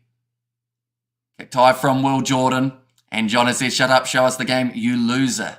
The thing is, John, am I really the loser if I'm the one out of us two who can see the game? Because I have to say, it's a pretty good one to watch, John. You should try and find a way to watch it. That isn't here. But it's kicked into touch by Will Jordan. Clearing kick from the ABs. But Australia is still going to be applying that pressure. It looks like they're making a couple more changes, though. Fletcher Null making his way out onto the field. That will be to replace Nepololala. And then also alongside that, it's Ofa Tuangafasi on the field for Tamaiti Williams. Hey, Stuart, we are in Oman exactly. I used to work in Soha, says Stephen. And Ioane, 38.5 kilometres per hour, says Vader. I've always said if I could run that fast, I'd just run everywhere. But unfortunately, I cannot run that fast. And if I try and run that fast, I'll probably pull both my hamstrings and a groin in the process. Thrown in, nicely taken by Hooper. Now McDermott across to Carter Gordon. Hit up by Samu Karevi, tackled low by Sam Cane. Gordon to Pataya. Big fin there on Dallas McLeod. And he's been able to break through the tackle of Lester Nuku in the process also. Now McDermott, short ball. I don't think Karevi was expecting it. And now the All Blacks, the ball bounces back in their favour. Artie Savia kicks it downfield. That is something you don't see too often from the number 8. And it's a knock-on from Finlay Christie. Unfortunately, there was a miscommunication between Samoa and Christie there in terms of who was going to be able to take it. Not able to decide. Alomu was New Zealand schoolboy 100-metre champion, says Dwayne. And also kick in hand now, says Hanoi. And past the village, then whistle, says Samuela. Carl Dixon, referee from this one, or for this one from England. Also the 2 assistants. It's going to be Christoph Ridley. And then also the TMO Marius Yonka. Come on, Aussie, says Daddy Fatsax. Believe that the All Blacks, they are still yet to make the change of Aaron Smith or Richie Mo'unga. How fast would D-Mac be? I'd say he's probably around that, maybe the 30 kilometres an hour, somewhere around there. At his top speed, maybe a little bit quicker, 32. Now McDermott across the Samu Karevi, flat run forward from him. He is tackled by Richie Mo'unga, so they have made that change. But they have left Finlay Christie on the field just for a little bit longer. Marika Korombeti goes round the side of the breakdown. Dallas McLeod has to wrestle him down. The fastest Australia, David Boone, 92 tinnies on the flight to Heathrow. Says Alan King. He was a very impressive drinker, wasn't he? David Boone now. Jordan Pataya kicks it in behind, hits the finger of Will Jordan. Manages to control it, gives it across to Sean Stevenson, who has got a long right boot. Does manage to get it down just outside of the Australian 22 now, and Sam Kane down. Says Stuart Moore, and keep the rhythm going, Wallabies, says Vinny.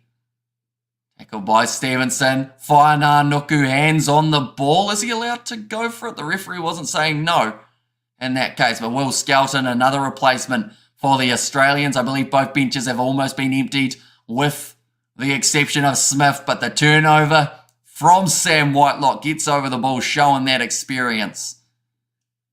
And 2 penalties now throughout this game. He's been able to win. Watching in Philippines eating a baked bean sandwich, says Dwayne, and early start in Liverpool. EPL back in action next week, says TE.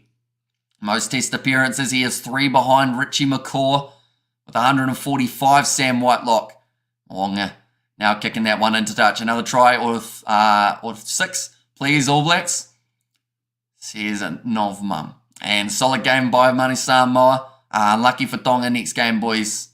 And why you have to kick the ball, says TK. Normally you're kicking for the sake of territory, trying to force the opposition to make the mistake, but also just trying to play it from inside of their half rather than playing it from inside of your own. The line out has once again fizzled out for the All Blacks, which means that the Wallabies end up with the possession once more. There was an initial knock-on, though, from Australia, they have said, from Will Skelton. Now scrum feed for the New Zealanders. Just woke up 5 a.m. in the UK. Brought some AB's lick. Thai skippers are welcome in. Hope you are doing very well. And also we have got their lapel pins equals chick magnets. Says Tom and Frost, what a dummy. Says annoying Aussie, don't give possession away. Now Aaron Smith making his way onto the field alongside Dane Coles. This will be Aaron Smith's last game on home soil. A running speed pretty average, approximately around 20 kilometres, says Dallas. And luck for the ABs. Let's go, boys. And referee turning on the ABs now, says Tony. I mean, we've seen a lot of penalties against both sides throughout the first 52 minutes. I think at the moment the penalty count is still just in favour of the All Blacks. If I'm not wrong, about 9 penalties per team throughout this game. But Aaron Smith now to feed the ball, and how much of an impact will this have, having him and Richie Mo'unga now as the 9-10 combination? I believe that is the combo that they will look at as that Rugby World Cup side. This can be Aaron's moment, says Dallas. Yeah, he certainly got his back up against the wall in this game, being down by the 7. Still 27 minutes remaining. Do you have Justin Marshall as your commentator, says Hanoi? I believe it's Grant Nisbet and Mills Muliaina, maybe. No, maybe not. I don't actually get to really hear them unless... Yeah, it is Mills Muliaina, unless I'm quiet because I have it turned down quite low. And come on, the All Blacks. You can still do this, boys, says Graydon. And let's go, Nuggy, says Kiwi Strong. Front row's gone down. It is going to now be another scrum reset. Respect Wellington Toilet. Total champion, says Nazi Williams. And watch our Wallabies All Blacks always come back in full force at the second half, says Vinny. And that seems to have been the case for the first 14 minutes of the second 40. They're being a lot more aggressive, and they are still making a lot of meters in the process. And also, that's a Springbok excuse, says the Black Samoan. And Nuggy will bring the heat, says Ty. That just triggered me. RIP Willie Alosi, says James Martin. Now the free kick for the All Blacks. Artie Savia takes the quick tap, decides to charge straight at Carter Gordon, who has been able to wrestle him down. Smith with a short ball to Samapeni Finau. Some great front foot ball going. Leicester Fainanuku breaks over the line and scores the try for the All Blacks. Smith been on the field for about 30 seconds, and the All Blacks get themselves their second try of the half, making it now 15 points to 17. Moody Havili straight back in after this, says Dwayne. Yeah, we did see David Havili. Oh, hang on. They're just checking this one. Carl Dixon for the try. Artie Savia. Great carry forward. They just want to check the grounding, I believe, of Leicester Fainanuku. And let's go, boys. Chur, says James Martin. If you go quick, I'm going to take longer, says Carl Dixon. So Fainanuku for this grounding. He does not have that ball in hand, and that would have been one that maybe he should have said that he had lost it. But there will be no try for Leicester Fainanuku due to the knock-on and the breakdown. And RIP Willie Champion, says Nazi, and not the TMO. So that try will be cancelled out, making the score now 10 points to 17 still. And yes, smack the like button, come on, says Robert. Is it under the post? It was, but now it's a goal line dropout. They are making two more changes. It looks like Ponefam Silly making his way back out onto the field, and James Slipper making his way on the field as well. So it's going to be now Angus Bell off, Zayden Gore also off the field. And ref takes that one, says Tony, although that one was fair enough, seeing as Leicester Fainanuku clearly knocked it on, so I don't think you can blame the ref for that one. Aaron Smith back across to Dane Coles. 22 metres out. Looks like there might be a little bit of an injury here for Ofa Tuangafasi. He's taken a little bit longer to get back to his feet. James Slipper held into that breakdown by Aaron Smith, so now the penalty advantage in favour of the All Blacks for not releasing. It was, if it was a red jersey, the mug would have scored it, says Sweet As for Fainanuku. And switch the score back to 10, says Samoan. I'm not in charge of the scoreboard. It updates itself, so I cannot do that, sadly. And should have scored there, says Heliocentric. Yeah, that was a massive opportunity for the All Blacks, although they have still got another attacking chance here. Will Jordan look for the offload? Went into the hands of Wanganita Wasi. So they will now have another penalty in the scoreline. And what's the score for Akalitahi? I believe that their game has just come to a close recently. At halftime, it was 13 points to 7, but the full-time score in the end was, it's just about to show me, it's just updating, 34 points to 9. So quite a few tries being scored by Samoa later on in the game. Massive respect for Angus Bell, says Blues Nate. Where are the All Blacks get away with everything crowd now, says David Vickers. And James Slipper slipping his way onto the field, is Nazi Williams. Now, they will take on the 3 points. This will be Richie Moonga. Does get the chance. We have got there, it would be interesting, Amish, to see how close your squad naming predictions were. Are you on the same wavelength as the coaches? Says Stephen. Is that for the lineup prediction or the overall squad prediction? I assume it's the World Cup squad. We probably will do some sort of build-up going into that live stream on Monday, where we do look at who we would have as our All Blacks 33-man squad. And 17 to 13, says Heliocentric. It is now due to that kick going over from Richie Moonga. And now within the 7, big shot there from Marika Korombedi. I don't think there was much of an arm wrap there. He almost turned sideways to put the shot on to Anton Leonard Brown. Aaron Smith back into the pocket to Richie Mo'unga, who is 23 for the ABs. They have gone with Dallas McLeod, who was already out there on the field due to the injury of Braden Eno. Now Andrew Callaway, good low tackle made on him by Sean Stevenson, who now tries to get over the ball to win the turnover. Does lose the footing though, so referee says play on. Very interesting test match, says Stuart Moore. And sweet as with the dollars says Blues Nate Fletcher Null, who also was looking for that turnover in the breakdown. Sam Whitelock doing the same. That's 3 breakdowns in a row that the ABs have attempted it, but have not been successful. Carter Gordon, big shot on him by Offa Toanga Fasi. Now point that far, Masili around the side of the breakdown with the pick and go after 8 tackles in a row now made. The knock on from James Slipper, but they'll go back for the original penalty. And Whitelock here does look like he has stayed down, which is not good news for the All Blacks. They've already lost Brody Retallick in this game. They cannot afford to lose another. And Jordi Pattaya not bad today. Maybe Sua Lee won't get the 13 jumper, says Hanoi. And history shows the Rugby World Cup year, ABs tend to drop the Rugby Championship for winners before they go on to win the Rugby World Cup, says Ty. And this year they were able to win the Rugby Championship, and I believe the only team who's been able to win the Rugby Championship and the Rugby World Cup in the same calendar year is South Africa. So the All Blacks, if they were able to do it this time, would be making a little bit of history of their own. Time to break their history and win them both in the same year, says Ty. And also we have got there, whereas Geordie and Boda, says Chronic Underachiever. They are resting them for this game. They played every other game of the Rugby Championship, trying out a few of these other new guys because the Rugby World Cup squad is announced on Monday. They know for certain that they're taking Geordie Barrett. They know they're taking Bowden Barrett. So they wanted to test out a few other guys that might get that selection call up. And Whitelock should go to a retirement home, says Chronic. I would almost disagree. I mean, he's had 2 turnovers, 1 in this game, which is more than any other forward for the All Blacks. So at the end of the day, he's one of the more experienced veterans. He shouldn't have to do all the work. He's got young guys around him, but at the moment he has to because no one else is getting those turnovers in the breakdown, other than perhaps Adi Savia is the other player you'd look at there. 3 kicks attempted by Carter Gordon, all 3 going over so far today. Love from India, says Rajan. Welcome in, mate. Hope you are doing well.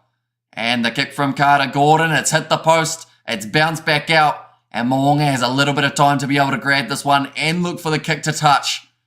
And he is able to do just that. Not off the New Zealand Warriors. Finals play first, Ty Skipper, and come on the Wallabies support all the way from South Africa, says Garen. So welcome in, mate. It is a nice early morning start for yourself in South Africa. Yeah, I hope you have been keeping well. Hope you're excited for all of the action that is just around the corner. Eddie Jones looking focused, but only the 4 points difference between these two sides. Nicely taken by Rob Leota. The ball is rolled backwards for the Australians. No, there was a little knock on there, Carl Dixon says. And now All Blacks have themselves another scrum. This is good confidence for the young Aussie team, says Hanoi. It is. And I feel like they have shown vast improvements again in this game compared to what we saw for the last fixture that they were playing in. South Africa are the only team to have won the Rugby World Cup, having lost a group stage game, so all won't necessarily be lost if the ABs should somehow lose the opener to France, says Alan King. The back line looking like they're going relatively wide here with Whainā Nuku and also Sean Stevenson, both on this left-hand side of the scrum. I believe Offa Toanga Fasi is one of the strongest top 3 props in the world at the moment. He's not fancy, but it makes it happen for others, says Dallas. And also we have got there who is more accurate between Rugby and Hamish in the lineup predictions. We don't know because there is no follow-up, says Stephen. It's normally because you're about the only one who seems to actually care how close we actually are, Stephen. But I mentioned it earlier on how we haven't really been doing the scoring system lately. It's more just been we've been predicting, and then you look at our lineup, you look at the lineup, and then you know who's got more because we have the same names or we have different names. That's normally the easiest way of being able to do it. Aaron Smith now, 19 minutes remaining in the scrum feed for the All Blacks, just inside of their half, and knocked them Kiwis off their high Shrek sheeps. High Shrek sheeps. Nice penalty advantage won by the All Blacks. Now Artie Savia charging down the wings, finds the offload to Sam Cane. Now Smith goes back to Ofa Toinga Fasi. Richie Moonga, nice slinging pass off to Anton Leonard-Brown. Now McLeod, good step from him, but tackled by Nick Frost. And making an All Blacks team in a real sense of the word. You'll see the difference, says Philip there. And just 8 more likes and you'll get this American. Make sure I get a fix, says Robert.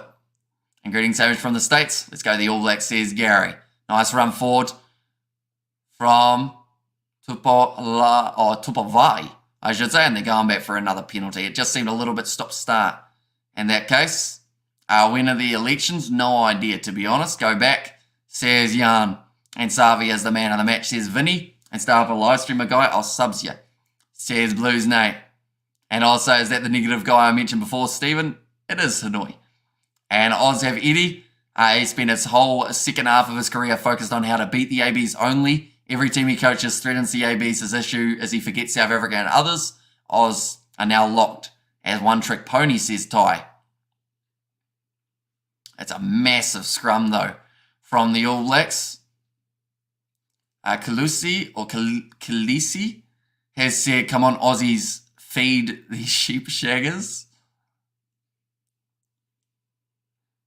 I mean, but if you're feeding them and they are sheep shaggers, aren't you also theoretically like, you know, almost engaging in that activity? It's like if a girl goes around a bar and kisses every dude. If you've kissed her, you've still kissed that dude that's about 5 feet away from you, haven't you? And good morning from South Africa, says Rudy. Welcome in. 5 metres out from the line. It is now going to be Dallas McLeod, I believe, who got wrestled onto his back. Sama Penny Fien now on the line between the sticks and the All Blacks. That is both players making their debut, scoring the try. And yeah, mate, if Aussie win good on them, says Dallas Watini.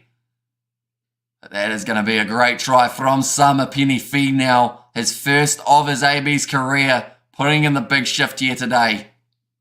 Now with 16 minutes remaining, the first time in the contest that the All Blacks have taken the lead. Are you doing any BBL? We might look at doing some of the BBL later on in the year, mainly because we will also have those cricket videos going up with our GoPro and whatnot. New Zealand and Australia should have hosted the Rugby World Cup and not the Soccer World Cup, says Chronic.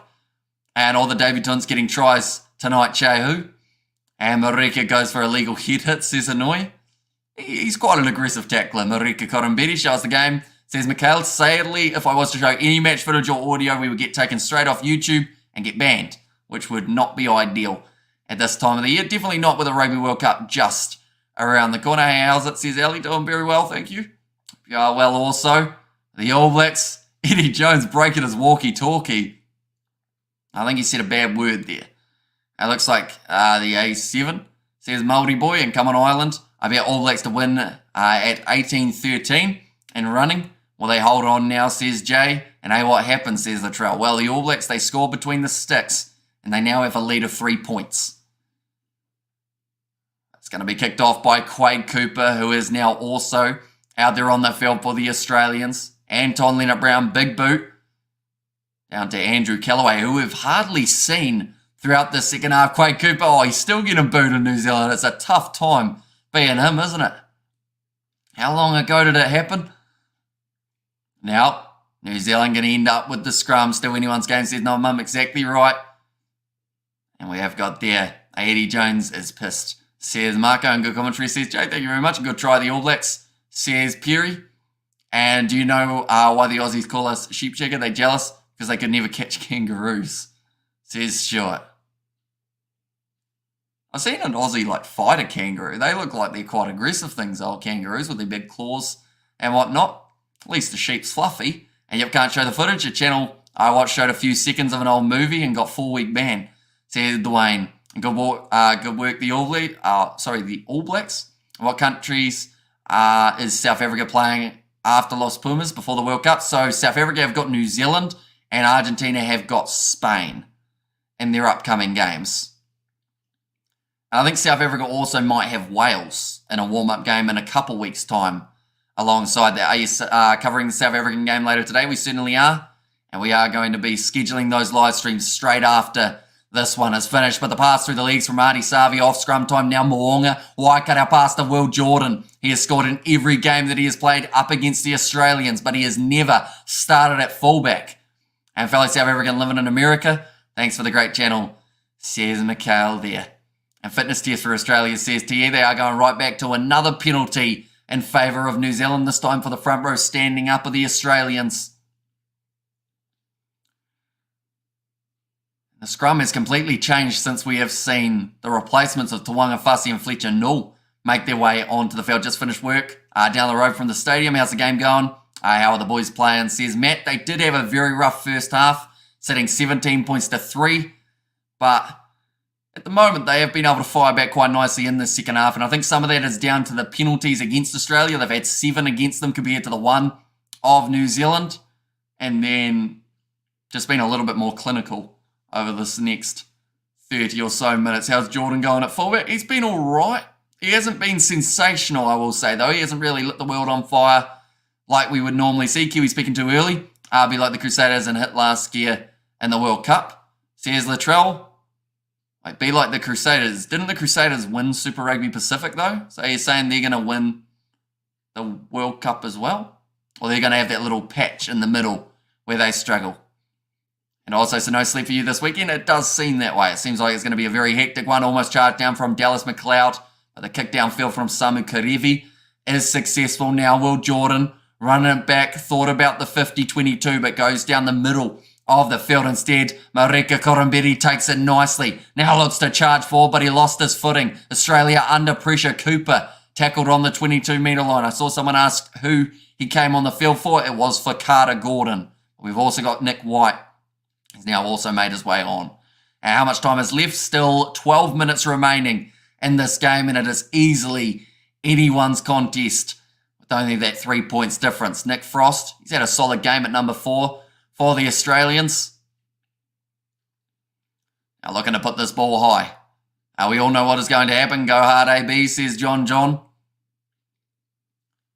Now Aaron Smith waiting for that one, but instead leaves it for Richie Mo'unga. 40 metres out. Tawanga Fussy hits it up at the line again. One of the few Blues players that we see in this lineup for the All Blacks. Samapeni Finau, another good carry forward.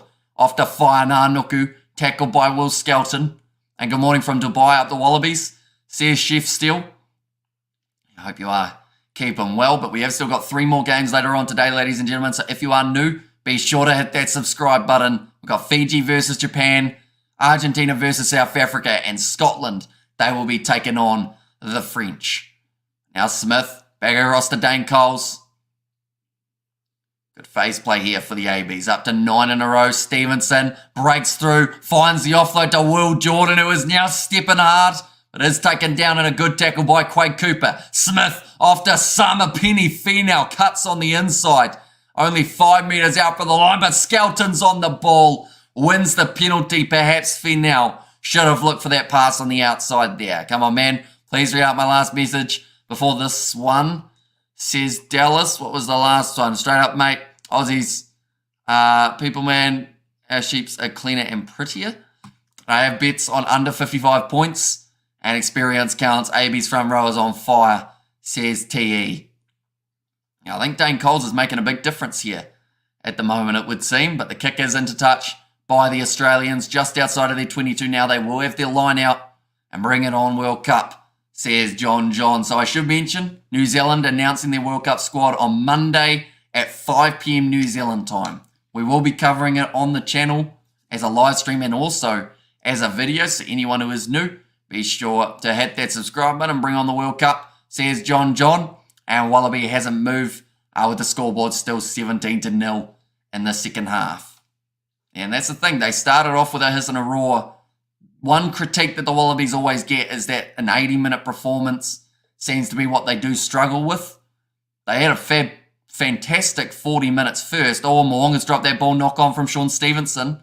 I'm not sure why they are still having play on. But for now, it looks like they are going to be continuing. Australia win the penalty anyway. ABs need another try. And did you enjoy the Ashes, bro? I did. It was a very closely contested series, which was fantastic to see.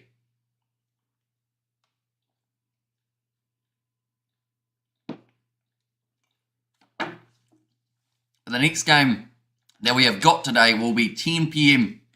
New Zealand time. So a little bit later on. Colsey is a feisty one. He always winds up the other side to put them off their game. Says Ty, and Kiwis going to get clipped, says Latrell. Now Luke Jacobson, he is out on the park. I believe the last change that the All Blacks were going to make, and that might actually be for Sam Cane in this game. I'm just looking around. I think Savia is still out there, but Quade Cooper, are they going to be lining up this three-pointer? They certainly are. Have France won a Rugby World Cup? They have not. The only Northern Hemisphere side to win a Rugby World Cup is England back in 2003.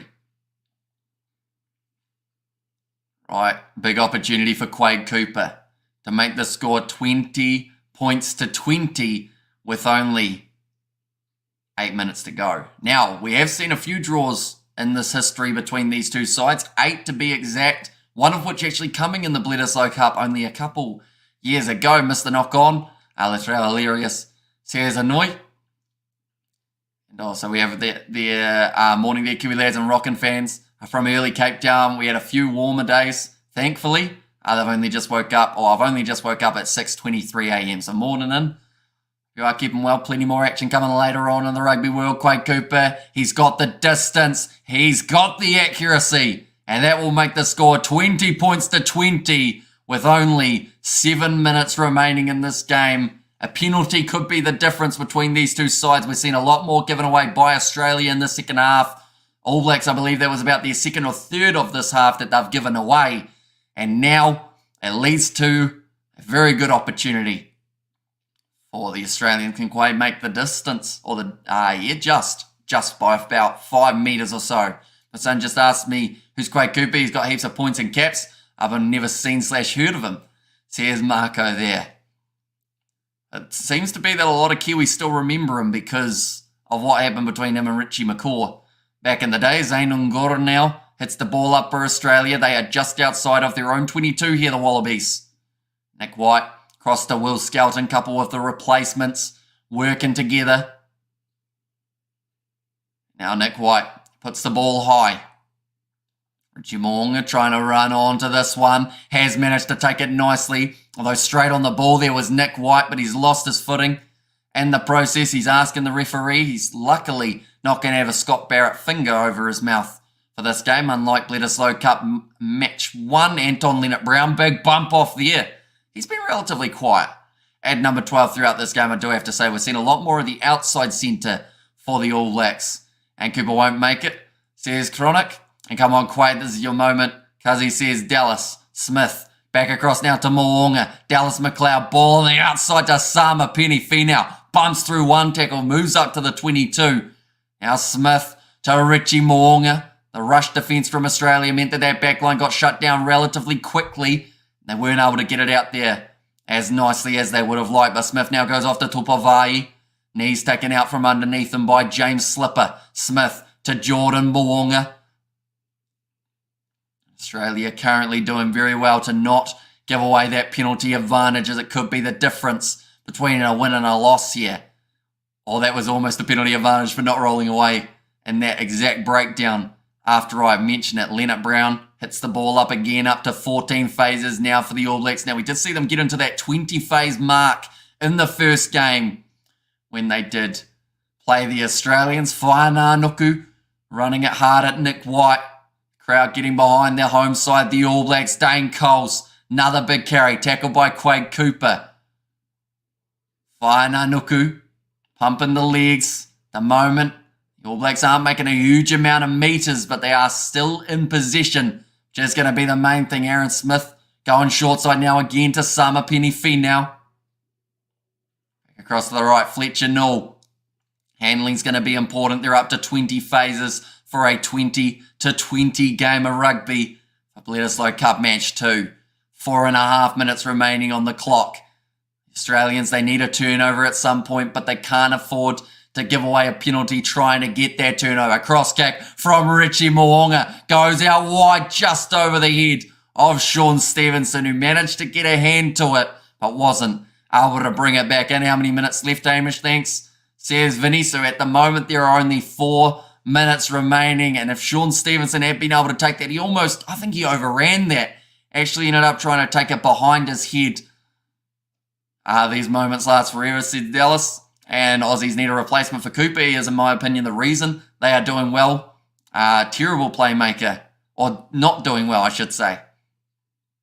Isn't Cooper the most capped Aussie player on the field? Is it him or is it James Slipper? James Slipper may have that little bit of an edge. And well, Hamish is looking very smooth in the black suit. How's your day going? There's a very close game at the moment. Even scores. Aussie are pushing New Zealand this time, says Roof. Exactly right. It's been a great game to watch. We saw a great start from Australia. We're seeing a better second half from the ABs. And now it's about this last 4 minutes of who is going to be able to put in the better 240 seconds. Bro, my son got the Dan Carter rugby card in the box of Weet-Bix. He said, who's Dan Carter? My jaw dropped. Those ones are quite rare too, if I'm not wrong, aren't they? Is that an AB's tie, bro? Nah, it is just the plain black tie for this one. Yeah, don't actually have an All Blacks tie. I saw that they sell them, but didn't end up buying myself one. Well, 4 minutes. Just a drop goal for the Wallabies, please, please. And Aussie says a Saley in the chat as well. But Ian Foster looking nervous, same can be said about Eddie Jones for the final 4 minutes of this game.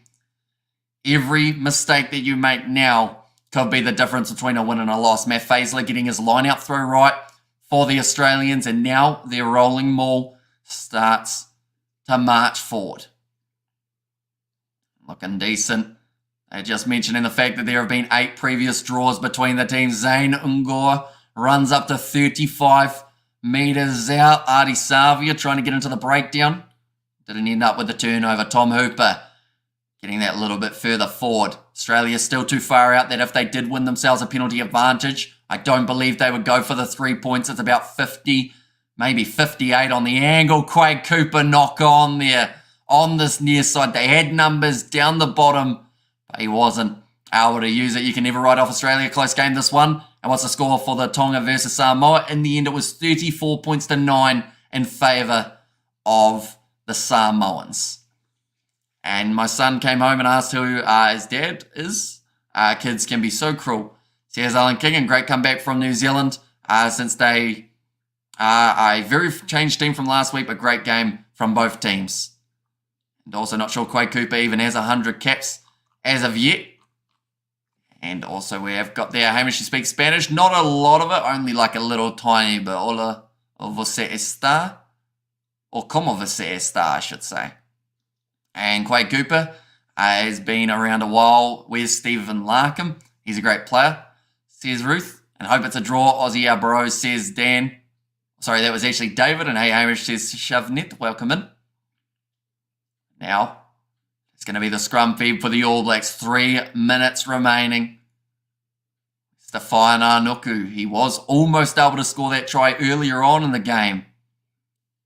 Or 34-18, says Sam. In the end for the game up against Tonga and Samoa. And listening all the way from Fiji, and great commentary, bro, says Mohammed, we are actually going to be covering the Fijian game up against Japan a little bit later on in the evening. So be sure to check that out as well. Aaron Smith begging his forward back to push that one forward. They're asking for the penalty advantage, and they now get it.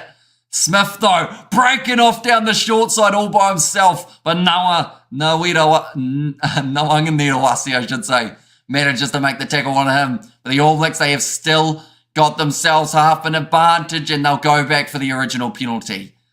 And my poor heart says no, mum. And also, hey, H says Wonga, welcome in. But Aaron Smith, I thought for a second he was going to have a dream finish to his AB's career in New Zealand, that is. But not quite the case. From 40 metres out now, Richie Moonga to line up this kick and give the All Blacks, with 2 minutes remaining, a 3-point lead. Anything is possible here for the last couple minutes in terms of we could still see another try. We could still see a penalty for the Wallabies. So Richie Moonga definitely needs to make sure that this kick goes over. Thanks from Manila. Says Akan there. But beautiful little goose step from Aaron Smith on that short side, trying to beat Nawanganirawasi on the outside. And Dunners too, says Nazi Williams. So yeah, it would have been a brilliant way to close out in front of the home fans for Aaron Smith. But Richie Moonga, about 44 metres out on the angle. scored a decent amount of points in that first game of the Rugby Championship that he did end up playing. I believe he got around that 25 mark. What are the odds now? What were they before the gap? Says Chronic. I know that the last time I checked it, it was actually very similar. $1.97 for the ABs, $1.80 for Australia. I believe after the All Blacks got their last try, it would have dropped big time for them. But Richie Mo'unga now to line up this kick with 1 minute remaining on the clock. He's got it over. Cool, calm, and collective from him. And now with 1 minute, in fact less than that, 45 seconds remaining, it is going to be 23 points to 20. Droppy from Jordan would count as scoring, says Johnny. And great commentary, thanks a lot, says Alan King. No worries at all. Like I mentioned, we are back for 3 more games later on tonight. So be sure to hit that subscribe button. The All Blacks in possession. Looked like there was a headbutt there between Jordan Petaia and Ardie Savia. Choo-choo-choo. Says James, listening all the way from South Africa. Create commentary. Says Laney.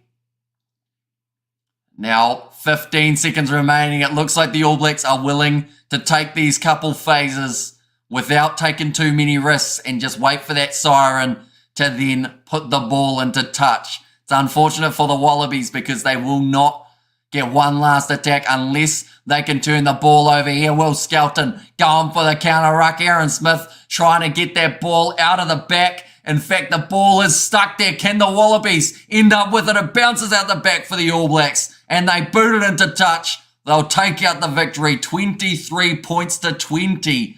But it was a lot closer than a huge amount of people would have been anticipating. Can Australia pull off an upset with a few seconds left? Has now been answered. Not quite. But the All Blacks, they'll look at this game and they'll be nervous in terms of what they were having happen to them in this first half. Ardie Savia had a pretty solid game. And number 8, tell the chat to like the video. 800 people watching. Let's get to 100 likes, says Chronic. So anyone who hasn't already, be sure to leave a like on this live stream. Hugely appreciated everyone being here. And also, be sure to hit that subscribe button. We are on the road to 30,000 subscribers. So if you do want to help us out, it is greatly appreciated. What time's the game coming up, Docs? Put it on my alarm, says Nazi Williams. So the next game that we are covering on the channel, it is going to be at 10:15 p.m. kickoff. So we are going to be going at about 10 p.m. as the start time. That is Fiji versus Japan. The game after that we will be covering is going to be France versus Scotland, which we are going to be starting at around that 2 a.m. mark, somewhere around there. These are the New Zealand times for all of the games. And then sadly, due to Wales and England, it's quite a close overlap with Argentina versus South Africa, and we will have to have food at some stage in between those streams. So because of that, we will be skipping Wales versus England, but still keeping you updated on the build-up of Argentina versus South Africa, and that game's at 7:10 a.m. But we will be starting probably, to be honest, about an hour and a half or 2 hours beforehand, just because of all the build-up that we've got planned, as well as just looking through all of the results that we've seen for this round of international rugby. But Eddie Jones frustrated. The first half went well. The second half, not so much. Our bench needs to wake up. Beautiful commentary, Amish. Says audio there. And good game, excellent commentary. Thank you, says Subject. Thank you very much, mate. And also, words not uttered this match. Advantage over. True. We didn't see too many advantages come to a close. Thanks from Cambodia. Great finish, says YouTube user. And also, thanks, Amish. The man, bro. Much appreciated and great commentary. Thank you. Says a largemouth minnow from Canada. I believe that is. And too many changes as our depth. Is our depth out of its depth? Says Shane. Yeah, it seemed to be that I don't think this side gelled as quickly as people actually thought that they would. And it's interesting because there were 17 out of the 23 who played for the Chiefs and the Crusaders. So it would have been expected that they would have done a little bit better as an overall team with that chemistry. But World Cup selection-wise, I think there's a couple players here who have stepped up and said that they want to go to France. A couple of the other players I don't think did as well. So we might see a couple missing out due to that result. Ireland versus Italy, that game does overlap with South Africa versus Argentina, but we will be keeping you updated with the score throughout that game as well. Great commentary, Hamish. Thanks, mate. Says Chiefs still, no worries. And another match awarded by the refs. Says Alex. And Malong Clutch says the Uso, and great game, or good game there, says Jay. And is this referee English or French? So it was the English referee, Carl Dixon. Stevenson has got to go to France. He was key, says Slippery Gecko. And English, says Jonah, for the referee. An absolute key, says Slippery Gecko there. Here from Mark's stream. Australia have become Italy of the Southern Hemisphere. There's a sprinter. Oh, they're a sprinter in a marathon. They do not last the distance. And it's a shame because it's always been talked about that the Australians trying to put together an 80-minute performance seems to always be an extremely tough task. And it seems like it's still going to be the case for a little bit longer, unfortunately for them. But hopefully as they get that little bit closer to the World Cup, we start to see that little bit more improvement. And yeah, hopefully they do end up going not too badly. But nonetheless, thank you all very much for tuning into this stream. Anyone who is new, be sure to leave a like and subscribe to the channel. Like I mentioned, we've got 3 games later on tonight that we will be covering, so be sure to stick around for those. We will actually be scheduling those pretty much now for the upcoming matches of the Rugby World Cup. Or sorry, not of the Rugby World Cup, of the rugby weekend. But thank you all very much for tuning in. If you did enjoy, be sure to leave a like and subscribe like I mentioned. Yeah, I will see you all for the next one.